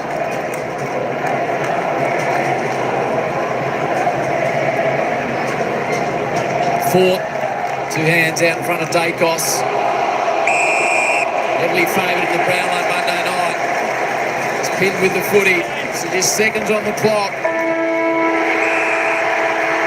Brisbane, they were down, they were out, but they've risen again. The back-to-back dream is still alive. And Oscar McInerney, his dream is still alive. Brisbane get the job done over Collingwood by 29 points. Next Saturday, Geelong beat Brisbane for the premiership.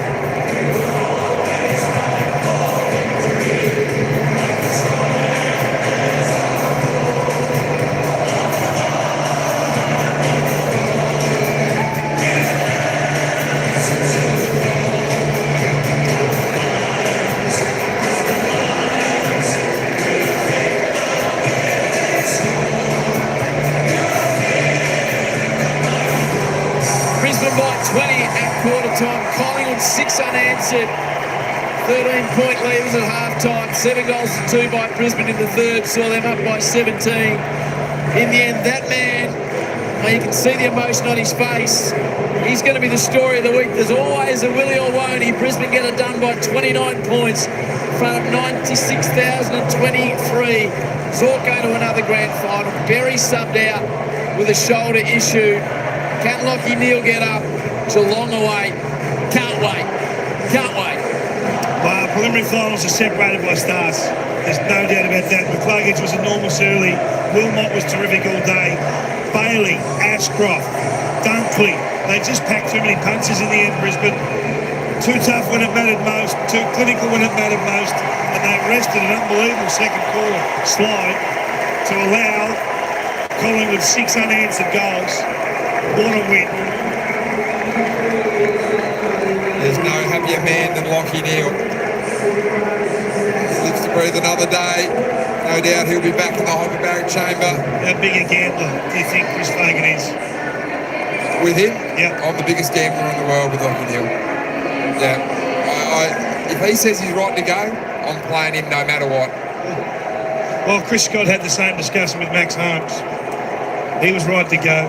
Ticked every box in the week leading up to the grand final, and the coach said, you know what, I'm not taking the risk. Let's see how Brisbane handle the week. Let's see how Lockie handles the week. They'll know. Alistair Lynch is down on the ground level. Dare say with a spring in his step, Lynchy. Well, I've got a spring on my step, but it's nowhere near the spring in the step of this man here, proud captain of the Brisbane Lions, mate. How's it feel? You're going to your third grand final in a row. Yeah, it's unreal. Yeah, it's a massive win, obviously.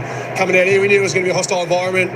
Pies obviously played well first final and really set ourselves off the back of last week. So, yeah, just so proud. What about the performance tonight? The pressure in that early stages lifted through the roof. Your challenge had to concede 6 goals, but your response in the third quarter was fantastic. Yeah, it was. Yeah, obviously, credit to Collingwood. Their second quarter was unbelievable. Their pressure lifted and we didn't handle that well. So, I thought in the third quarter it was a real arm wrestle early and then we were able to get some ascendancy. So, it was a great response. What was the big focus? Because always the scoring transition is always hard against the Pies.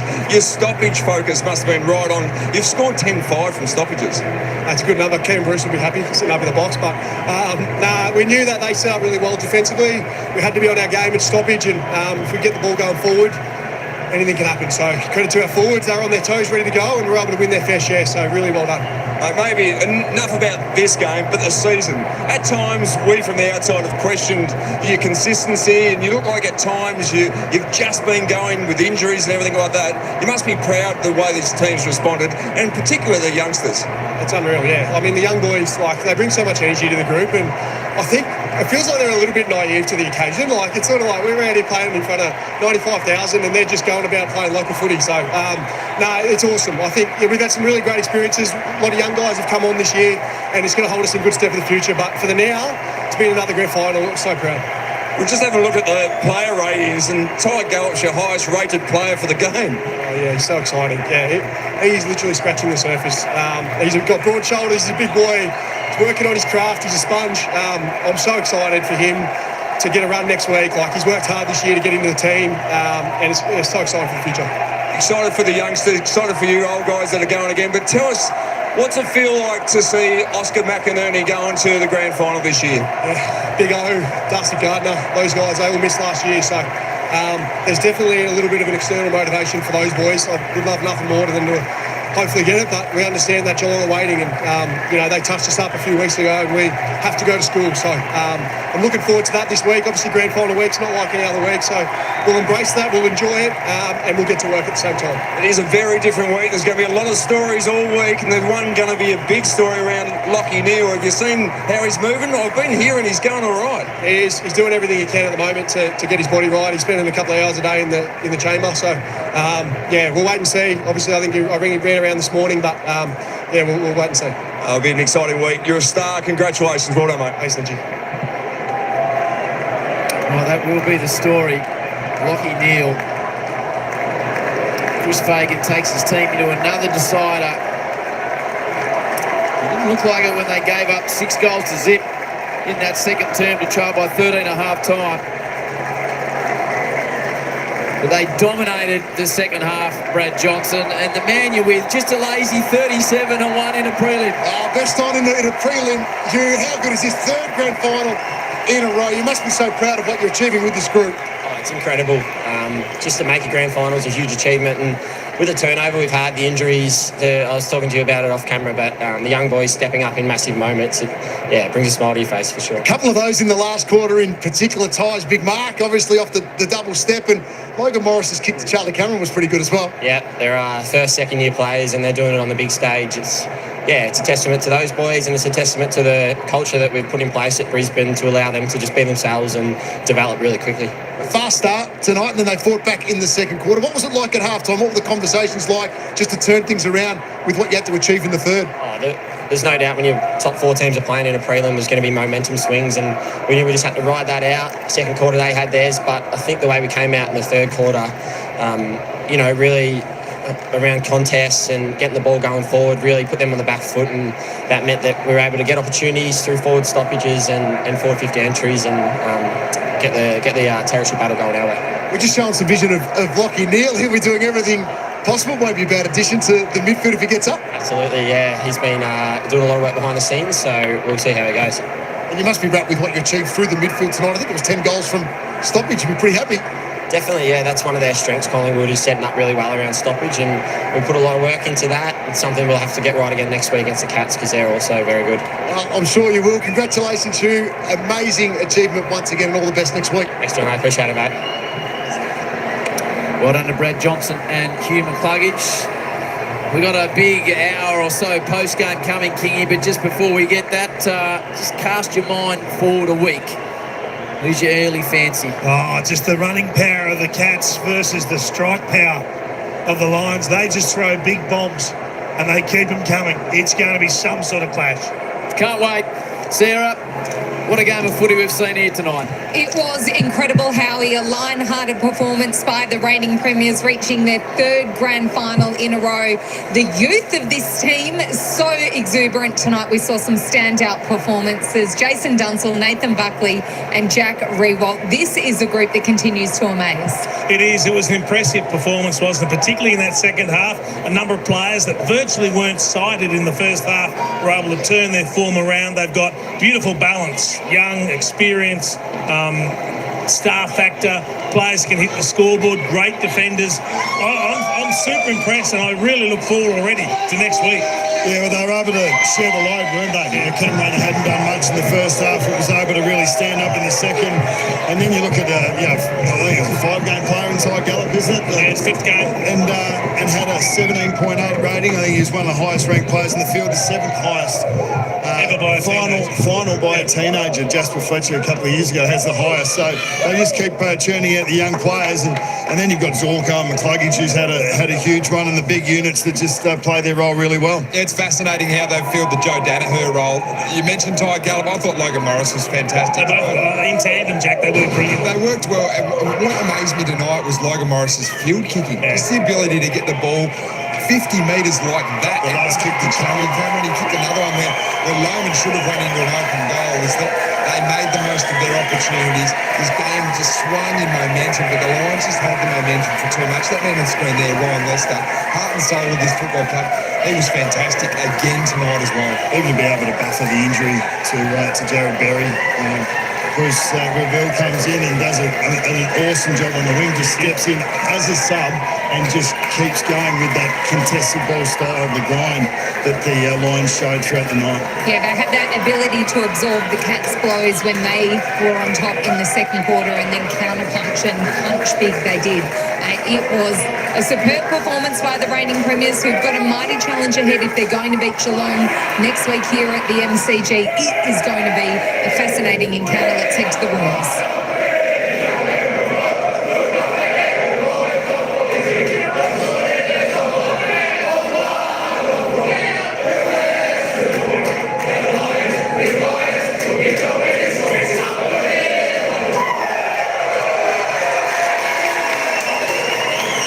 What a moment for the Brisbane Lions. What a successful club they have been really over the past 10 years since Chris Fagan's taken over 7 consecutive final series, 4 consecutive prelims and now 3 consecutive grand finals. And grand final day on Fox is going to be huge. We're going to have all the build-up from 10 a.m, all our experts giving their opinions. But then we will have the replay later on in the evening, which will be called by our all-star Fox Footy team. So the replay will have the brilliance of the Fox Footy commentary team across it. Cannot wait for that. Brisbane and Geelong here from the MCG. It is the best week of sport in Melbourne. Jason, I already can't wait.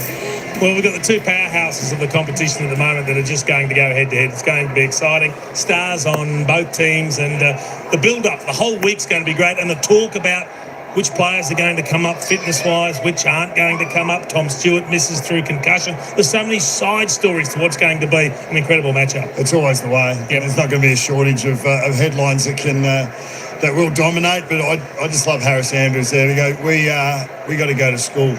It's a grand final week, but we're going to go to school on what Geelong did to us a couple of weeks ago. And I expect that they will do that. It's going to be a cracker. One of the great stories this week, and you mentioned all the stories about injuries, will be Oscar McInerney, who last year was in this situation, in the Jared Berry situation, where he did his shoulder in the prelim, was going to miss, or did miss the grand final, missed out on being a premiership player. He gets his opportunity, and that won't be lost on players like Harris Andrews, Dane Zorko, especially Chris Fagan as well. They will know how much and how important it is for him especially. And Darcy Gardner's another one. So he's another stalwart of the club that missed out last year. And I love the way that the players embrace each other and they recognise all those little nuances about what players have done and the opportunities that they get. So much to look forward to, Sarah. No better place on preliminary final night than the winning rooms. We're going to head there now because Jonathan Brown, Alistair Lynch have the coach of the Lions alongside them. A very happy Chris Fagan. Thanks, Sarah. Yes, it's a very happy feeling down in the room. It's a very happy man here, Faze. Must be exceedingly proud. Very proud of the group. I mean, that's a pretty young football team we had out there tonight on a huge stage, and they all stood up. The question got asked of us in the second quarter, and we responded really well after half-time. Yeah, did, folks, but they're young, but they're tough, aren't they? They are tough. Yeah, I mean, you got to be tough to beat Collingwood here in front of that crowd, and not just physically tough, but mentally tough. And I'm just so proud of what they were able to achieve tonight. A lot of young blokes stood up. I mean, we look like we got another player in Ty Gallop. That's pretty exciting. Mate, his shoulders, Marty Leslie. No. Marty Leslie the second, the big wide shoulders. 5 games in and he's going to play in the grand final next week, so that's good. What'd you say at half-time? What happened at half-time? Because it was an absolute stoppage, demolition in the third quarter. Yeah, well, we were going pretty good in that part of the game in the first half. I just felt in the second quarter we made a lot of mistakes with the footy that were sort of a little bit unforced, and it gave them scoring opportunities. And, I just really talked about that at half-time. Did you give him a rev up? Stir up? Not really. I'll be honest with you. I talked about the 2023 grand final and how we could never pay them back until we beat them in the final. So I don't know whether that worked or not, but I did say that. You did something, right? You certainly did a great job. 10 goals, 5 from stoppages. Yeah. That'd be near as good as you've performed all year against a high-quality midfield. Yes, it would be. That's a really big number. The forward 50 stoppages are really dangerous for us. And once you got the ball in there and locked in and got looks at those, it really helped us. But I know it's hard to talk after a win like that.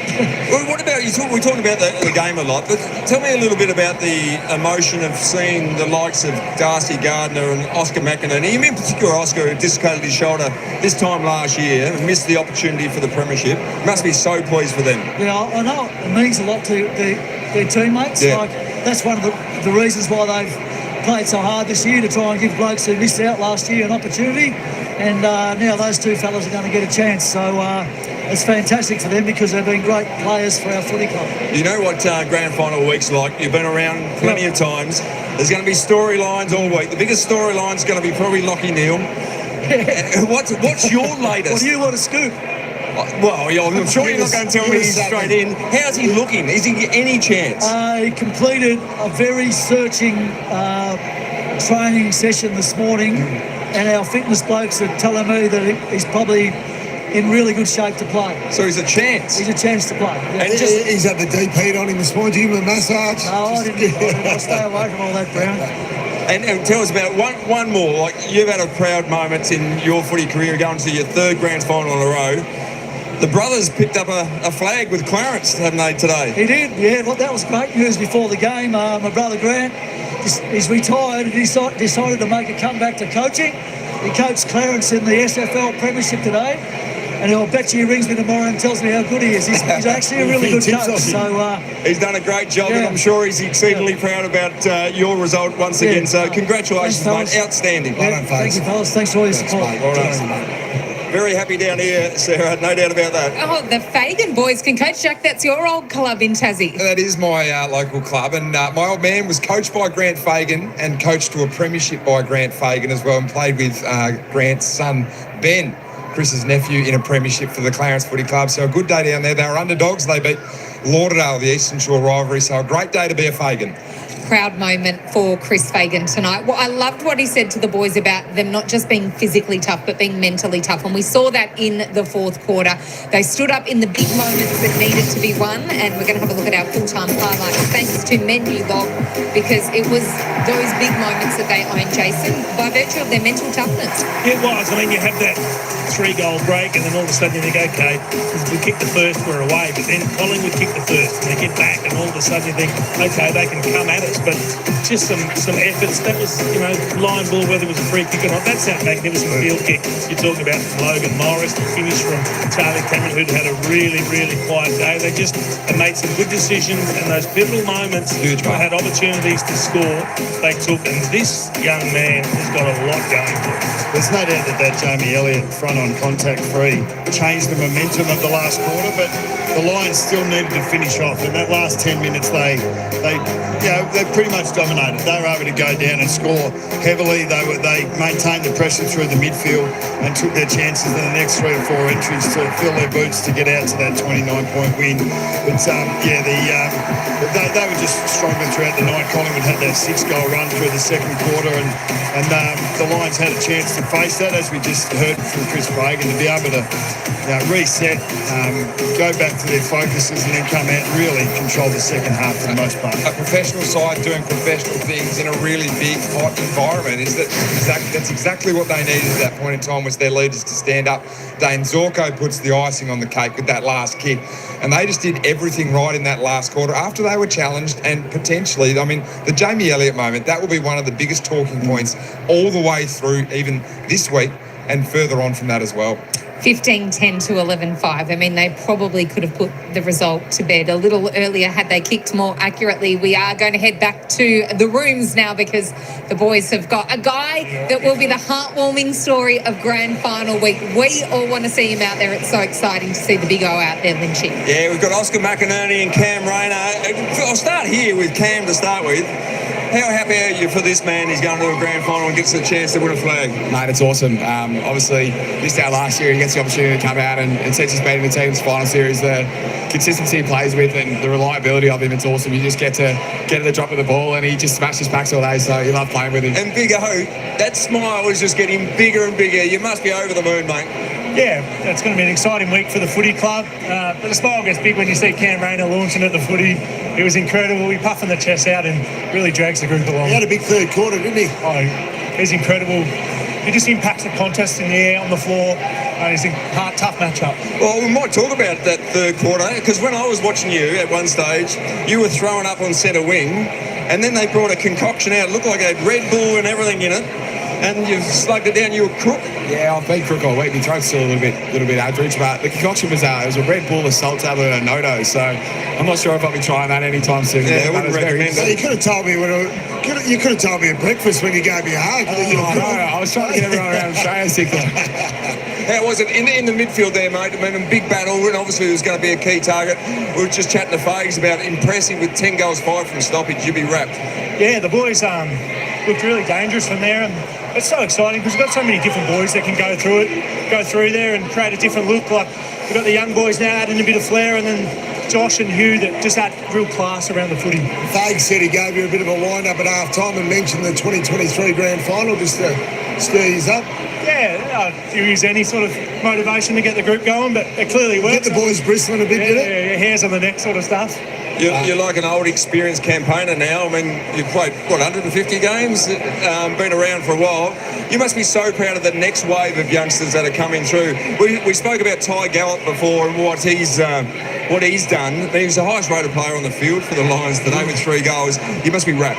Yeah, and we've got a caddy system at the footy club, and I've been lucky enough to caddy him this year. And the ability and the work ethic that he has is awesome. Like, always the first there, trying, asking questions, and I feel like he's like the Incredible Hulk out there sometimes. He turns around and looks at me and goes, "Am I doing well?" I'm like, "Mate, just keep smashing packs. He keeps smashing everyone." Big set of shoulders on him. Yeah, mate, he's heavy set in. Brownie's jealous because Brownie's got the build of a Galliano bottle. But Ty's talking beautifully. We're speaking before, especially pre-game, chatting a little bit about the way Darcy Wilmot goes about it. Like, he's obviously a little different character, but geez, he can play. Oh, yeah, when you see him run around that on the footy field like that, just let him be Darcy during the week, because if he's going to turn results like that, we'll take the weirdness, won't we? Yeah, he was an old brave, like him and Zorks, especially a brave. After the Geelong game, you're beaten comprehensively and maybe didn't attack the game enough. Those boys were magnificent off half-back. Yeah, mate, and I think that's the important thing, is to keep encouraging them to go for it, because that's what wins us games. And, with Zor's personality, I don't think he's going to stop after he misses a couple. So it almost gives him a little bit of an extra kick to try and taste the next one. So him, Jasper, Darcy Wilmot, those boys on the back line have been awesome for us. What does it feel like out there? So, because 96,000 people, it's pretty amazing, but the young blokes especially, they seem to handle it no problems at all. Obviously, you've played in quite a few finals, Wilmot, Ashcroft, Fletcher, a lot of finals at a young age, but it's still a big crowd to handle that emotion. Yeah, it's good, and I think the main thing is just to be really clear with each other out there and communicate, and those boys come to us, we can go to them, and they do such a good job of keeping a cool head. And when I was 18, 19, I couldn't imagine playing out there in front of 100,000 people, and these boys do it and make it look easy. But I guess when you've got a personality like Darcy Wilmot, he doesn't really care about anything, so he just runs around there as if he's playing in the backyard. Yeah, I don't think you'd be feeding him red cordials before the game. I wouldn't have thought so. Yeah, my concoction, you'd be bloody jumping out the stadium. Exactly. Now, you're going into your third grand final, your second grand final, Oscar. So with knowing what's coming, do you feel like you're much better prepared, not as anxious, or maybe just more excited? It's just awesome to be back, I think, and obviously you got a bit more of an understanding of the week and what it looks like, but there's no shying away from the fact that the nerves will be high, and everyone will be super excited. So obviously a little bit of experience on the side, but grand final week's grand final week. And how does the injuries impact you? So Bez, Jared Berry obviously discarded shoulder, so he looked in trouble before half-time. How did you boys handle that? And then obviously on the other side of things, potentially Lachie Neale coming back into a grand final spot. Yeah, well, the brotherhood's probably our biggest asset at the footy club, so we'll wrap our hands around Jared, but I know no doubt that he'll give it every cent of a go this week, and Lachie's the same. He's been superhuman in his recovery, and he'll be exceptional this week, and as we learned over the last few years, just embrace the week and we'll see what comes. Well, congratulations, fellas. You're through to another grand final. It'll be an exciting week and the most exciting part of your life. So congratulations. Hello. We've got this little fella. Thank you very much. What are you doing here? We're just talking about you. I got told I've got to come over here. Oh, do you? I'm not happy about it. Well, you're not happy about it. We'll come in here. I need to have a shower. Right. Thanks, Oscar. Congratulations. Thanks, all right, good job. I'll take the mic for you. We're just going with the younger guys, but how proud are you, mate? It's all come with a rush at the end of your career. And what are you calling it there, are you? I reckon you're about cooked. No, for 3 grand finals in a row, mate, amazing. Yeah, absolutely. I'm not speechless at the moment, but it's hard to put into words. We've worked so hard. We've learned a lot of lessons on our path with fakes. A lot of lessons in preliminary finals as well. So we knew at half-time not to panic. I give him the first 4 goals, so that was always nice. Well, you didn't panic because you doubled down after half-time. You came off the back of the square a few times and helped with the clearance game when, yes, made 2 or 3 mistakes, but that's your role.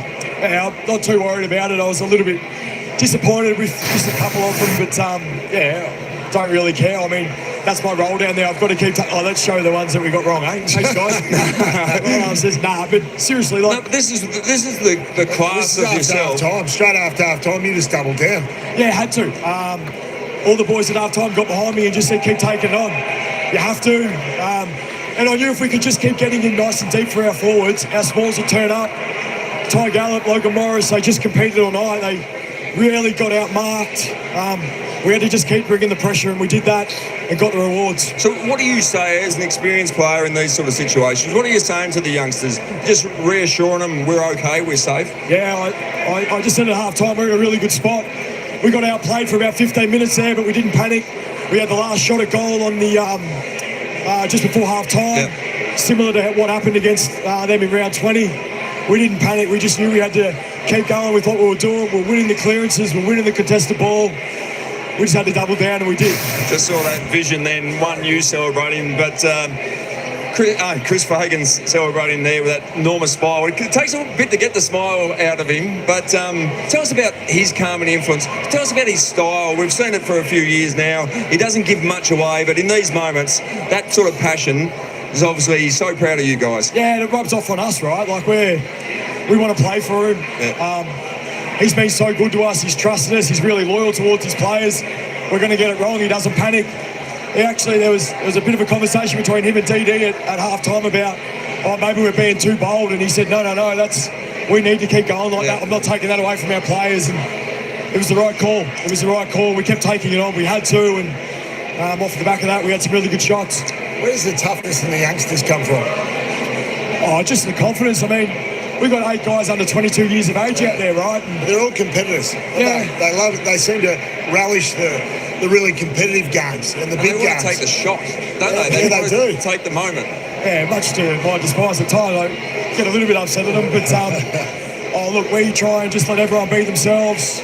We encourage them as much as possible to be yourself. We don't want them to go in their shell. We want them to be right out there, play the way we do, and off the back of that, good things happen, right? So I'm so surprised that Darcy Wilmot, Justin Fletcher, I can name them all, but they're having really good years because we give them the confidence to do that. How do you go about this now? So, have you watched the game last night? Obviously, you're playing against Geelong. You put much thought into that yet? You watch both sort of styles of how they both played last night. And we got a really good lesson against Geelong just a couple of weeks ago. So we'll go to work a little bit more throughout the week. I thought we've executed our game plan really well the last 2 weeks, and we need to do the same again against them next week. So looking forward to it. Yeah, it's an exciting week. We just spoke to Oscar McInerney about his opportunity to go back to another grand final. You've been alongside another man that missed last year, and Darcy Gardner. You rap for him, wouldn't you? I am, because, Jack Payne obviously came in last year. Yep. Obviously, unfortunately, goes down with patella tendon. Darcy trained all the pre-season as a forward, but he knows how to be a defender. And he was terrific today. He was unreal. I know Brody might have a little bit of a toe issue, but he still had to do the job on him. He went back with the fly. He came forward when he needed to and just got everything right. And we can trust that. We know exactly what we're going to get from him. He never gives up. He's incredible. I'm so glad he gets his opportunity in the grand final next week. You'd be pumped, wouldn't you? You've been in these sort of rooms on not big occasions like this where there's no one here and you're winning 5 games for the season. But where this club's gone to over the last 7 years is an amazing turnaround, which you've been a part of. Yeah, well, it was funny. Me and Josh Dunkley, just before the game, obviously the anthem finished, and we ran off and we're like, you just got to soak this up. You don't know when you're going to get back. And there was a long time there in the club's history where we didn't think we were going to get anywhere near a preliminary final, let alone grand finals. And now to go back there 3 years in a row with a really good chance. I know Geelong's going really well, but it's a different game, grand final day. You guys know it better than anyone. So it's great the club's changed and gone in the right direction. I'm so glad I've been able to help with that. How many tickets do you reckon you can pull off this week? How many do you need? Probably just a few, I reckon. I think Brownie might be an extra half dozen. See what we can do, eh? Well, congratulations. You're going to another grand final and you played a pivotal role once again. Mate. Thanks, boys. Good work. Cheers. Fantastic, Sarah. Once again, some very happy players down in the rooms. Well done, Lynchy and Brownie, extracting some great quotes from these guys. I loved how they said about Darcy Wilmot that they embrace the weirdness. It's important for the team to kind of get individual flair out of everyone. It is, and we embrace players that just walk in and want to do interviews and just don't even get asked. They just walk up, take the microphone and stay there and start talking. Love Exceptional it. from his Hawk. We embrace Jason's weirdness. Yeah, correct. He's just such a great performer. We do. And they embrace Dane Zorko's weirdness. He still had his boots down his pants. That was 10 or 15 minutes really after the game. What about the way that Cam Rayner spoke about him, how he's just going to keep going? He was the 45 ranked player on the field in the first half, Dane Zorko, and then he was the first ranked player in the second half. Great turnaround. So he's never going to die wondering, and that's exactly how he goes about it. Worst to best, Bucks. Well, it's the way the Lions have gone about their footy, and it got them a flag last year. They're not going to die wondering next week. And you can only do that if the coach has confidence in him and backs you in. And that's why they love him so much, isn't it? All right, we're going to have a look at our number one player tonight with thanks to Ford Ranger. And it is Hugh McCluggage backing up his brilliant game at the Gabba, Jack, with another ripper tonight. 37 disposals for Hugh. Yeah, Craig McRae put it on the agenda early that steel side bottom was going to go to him and tag him. McCluggage had been tagged out of these finals by O'Sheen Mullen in the first final, but unfortunately, steel side bottom just couldn't go with him. And a good sign of work rate is ground balls, and McCluggage led the game in ground balls tonight with 11, goes for the 37 disposals, the one goal from forward 50 stoppage, which was fantastic as well. 10 clearances. You can see the metres gained there, Bucks. This is one of the most complete games in an AFL final. Yeah, it's been a great response. And obviously Mullen did have his number, and Brisbane didn't move the ball particularly well. The Cats defended them really well, and McCluggage just the one kick in the first half. I think he only had 12 or 13 touches for the game, and Mullen definitely took the points. So we're going to go back there again. There's no doubt. There's no doubt that we'll see that match up again. But I don't think the Lions they'll definitely move the ball better. They'll give McCluggage more chance, and his work rate. He's had a look at it. How much do they study that though? How much do you look at this game from McCluggage? But is it worth just even wiping this one and going back to that first final and going, Hugh, you need to figure out, or we need to figure out exactly what's going to happen? Well, his work rate in the last 2 weeks has been through the roof, and I think Chris Fagan, without saying that he didn't work hard enough against Mullen 2 weeks ago, said that he often will work his way through it, and that work rate will often beat a tag. And I think that was a nod to the fact that Mullen was just too good for him on the night. So one of the many headline acts that we'll see throughout the week. Feels like it won't happen twice. It feels like he'll be able to work his way through that. He is such a star. We're going to have a look at Brisbane's ability to score from stoppage, Jace, in the third term. It was when they really exploded, and the numbers in this area were fabulous. Yeah, they were. I mean, these are just invaluable. You watch Zach Bailey come running through here, gets a beautiful tap, and he's able to convert. And these on his own, Jay. Yeah, I mean, they kill you. They kill you. I mean, it's too late now to start going through it from a Collingwood perspective. They'll have to review it, and they'll look at some of these and go, well, we just didn't get it right. Too many times we allowed them to get goal side or get out in front, and we just had wrong positioning in a lot of it. Well, they absolutely dominated. 4 forward 50 goals, 3 of them in the third quarter, 7 goals from front half stoppage, and 10 from stoppage throughout the match. I'm not sure you can defend against this one. No, this one is pretty exceptional, especially on this right foot in. You can't. Houston's in the wrong spot there. He needs to be in that hit spot where they've scored those first 2 goals from. So, I look at this as this is structure breaking down under pressure. Unfortunately, this is the worst result from forward 50 stoppage for Collingwood from the year. They've given up 4 goals. They only average usually 10 points against. In a game that is decided by inches, yes, the margin's a little bit bigger than that in the end, but that's cost them, and it's potentially cost them a grand final berth. You spoke about this before, Jack. It is the most controversial moment of the game. We're going to have a look now and debate it. The non-free kick to Jamie Elliott there, which ends up, the ball goes up the other end. Charlie Cameron goals, putting them 18 points clear. This could have got the Pies had he scored within 6 points. Jace, was it a free kick? Well, I got to be honest, the more I look at it, the more I think the umpire made the right decision. At no stage does he take his eye off the ball. He is running flat stick with his head up, tracking the ball, and it looks like he got maybe a finger on the ball, not so much the arm, maybe got the ball and the arm, but I think the umpires often take their cues from where the players' eyes are, and to his credit, Starcevich, his eyes never left the ball. Jace, if you're at one end of the pole, I'm at the completely other end of the pole. That is a free kick every day of the week in the biggest game of the year. Why is the free kick? It's front on contact. Where did he hit him? It doesn't matter if he's got his eyes on the ball or not. It's front on. No, but if he chops his arms here, does he chop the arm or does he hit the ball? That's an arm chop there. That's a ball. That's the arm chop. Front on contact. Mate. That is a free kick every day of the week. That looks to me like the fist is there right where the ball is. That is a free in between his hands. So, Bucks, where do you sit on that? Well, in between you two. You can't sit in between us on the decision. No. I know. Okay. It looks the free kick. I think it's a free kick, but I think no matter. I understand with your eyes on the ball, and I understand that he might just get his fist on the ball, but that doesn't matter. The arm chop is still a thing, and front on contact is still a thing. That's a free kick. All right, I stand corrected. We're going to head to the rooms because our intrepid news reporter, John Ralph, will have an answer on what the AFL will make of this.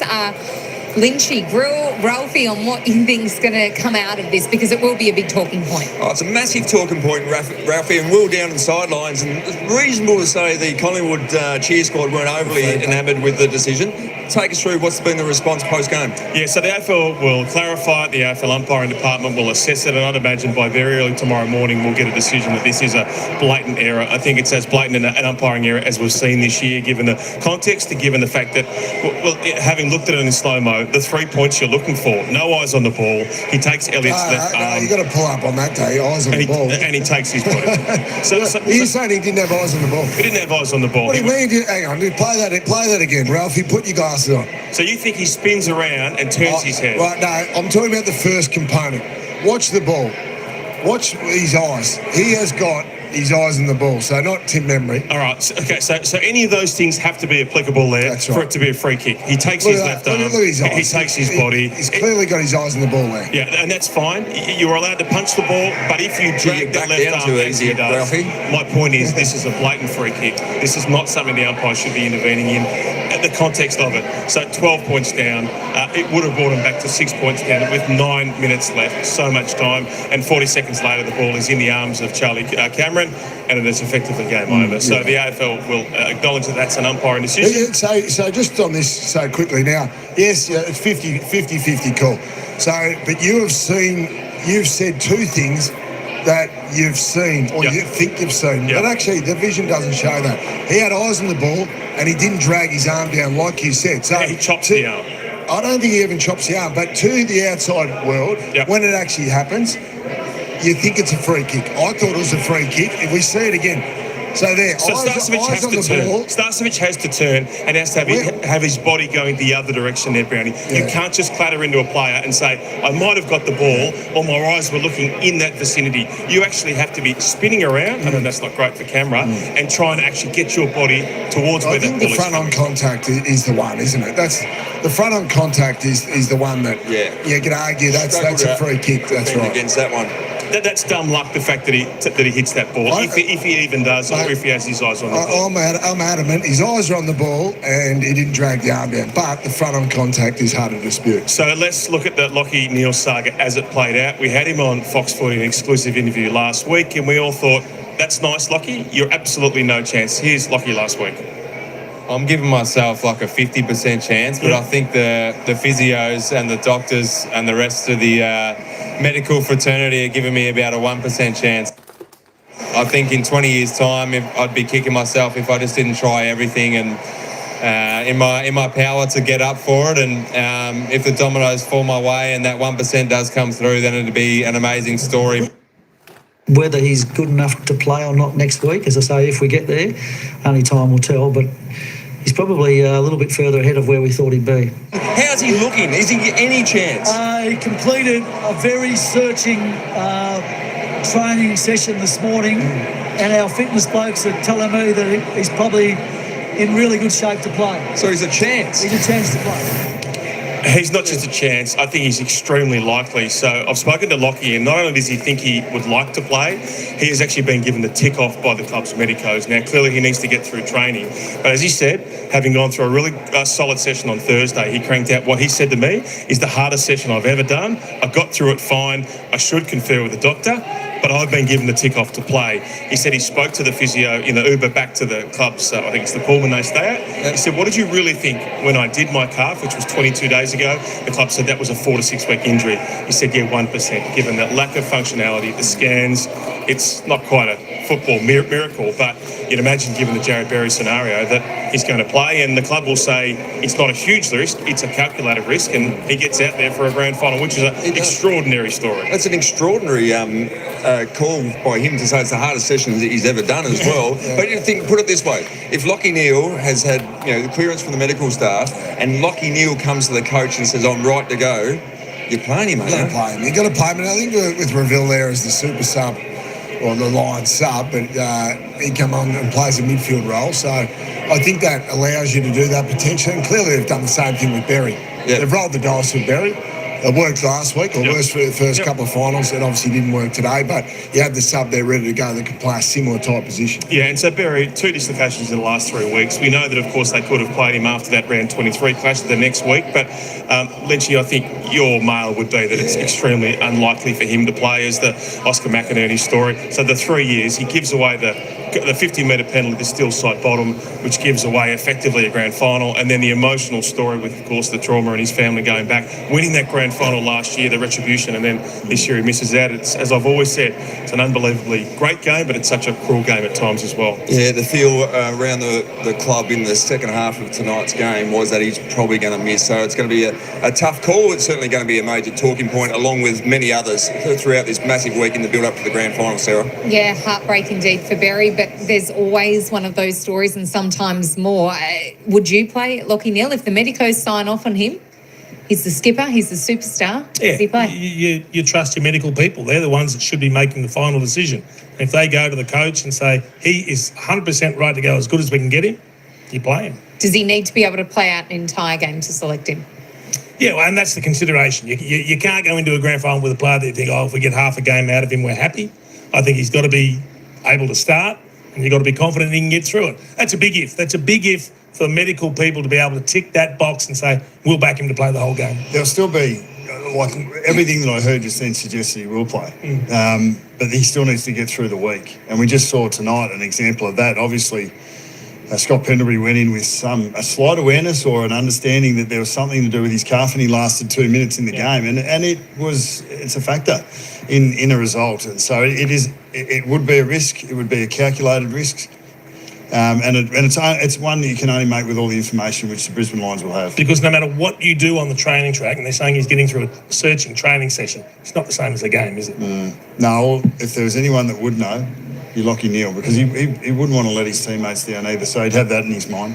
So true. Well, it is going to be a huge week on Fox Footy Grand Final. We'll have all the build-up next Friday for Grand Final Eve, and then Saturday itself. From 10 a.m, we will kick off with all our experts. Premiership window might get a run. And then our Fox Footy call team will call the actual game on replay. You're watching Finals Footy on Fox.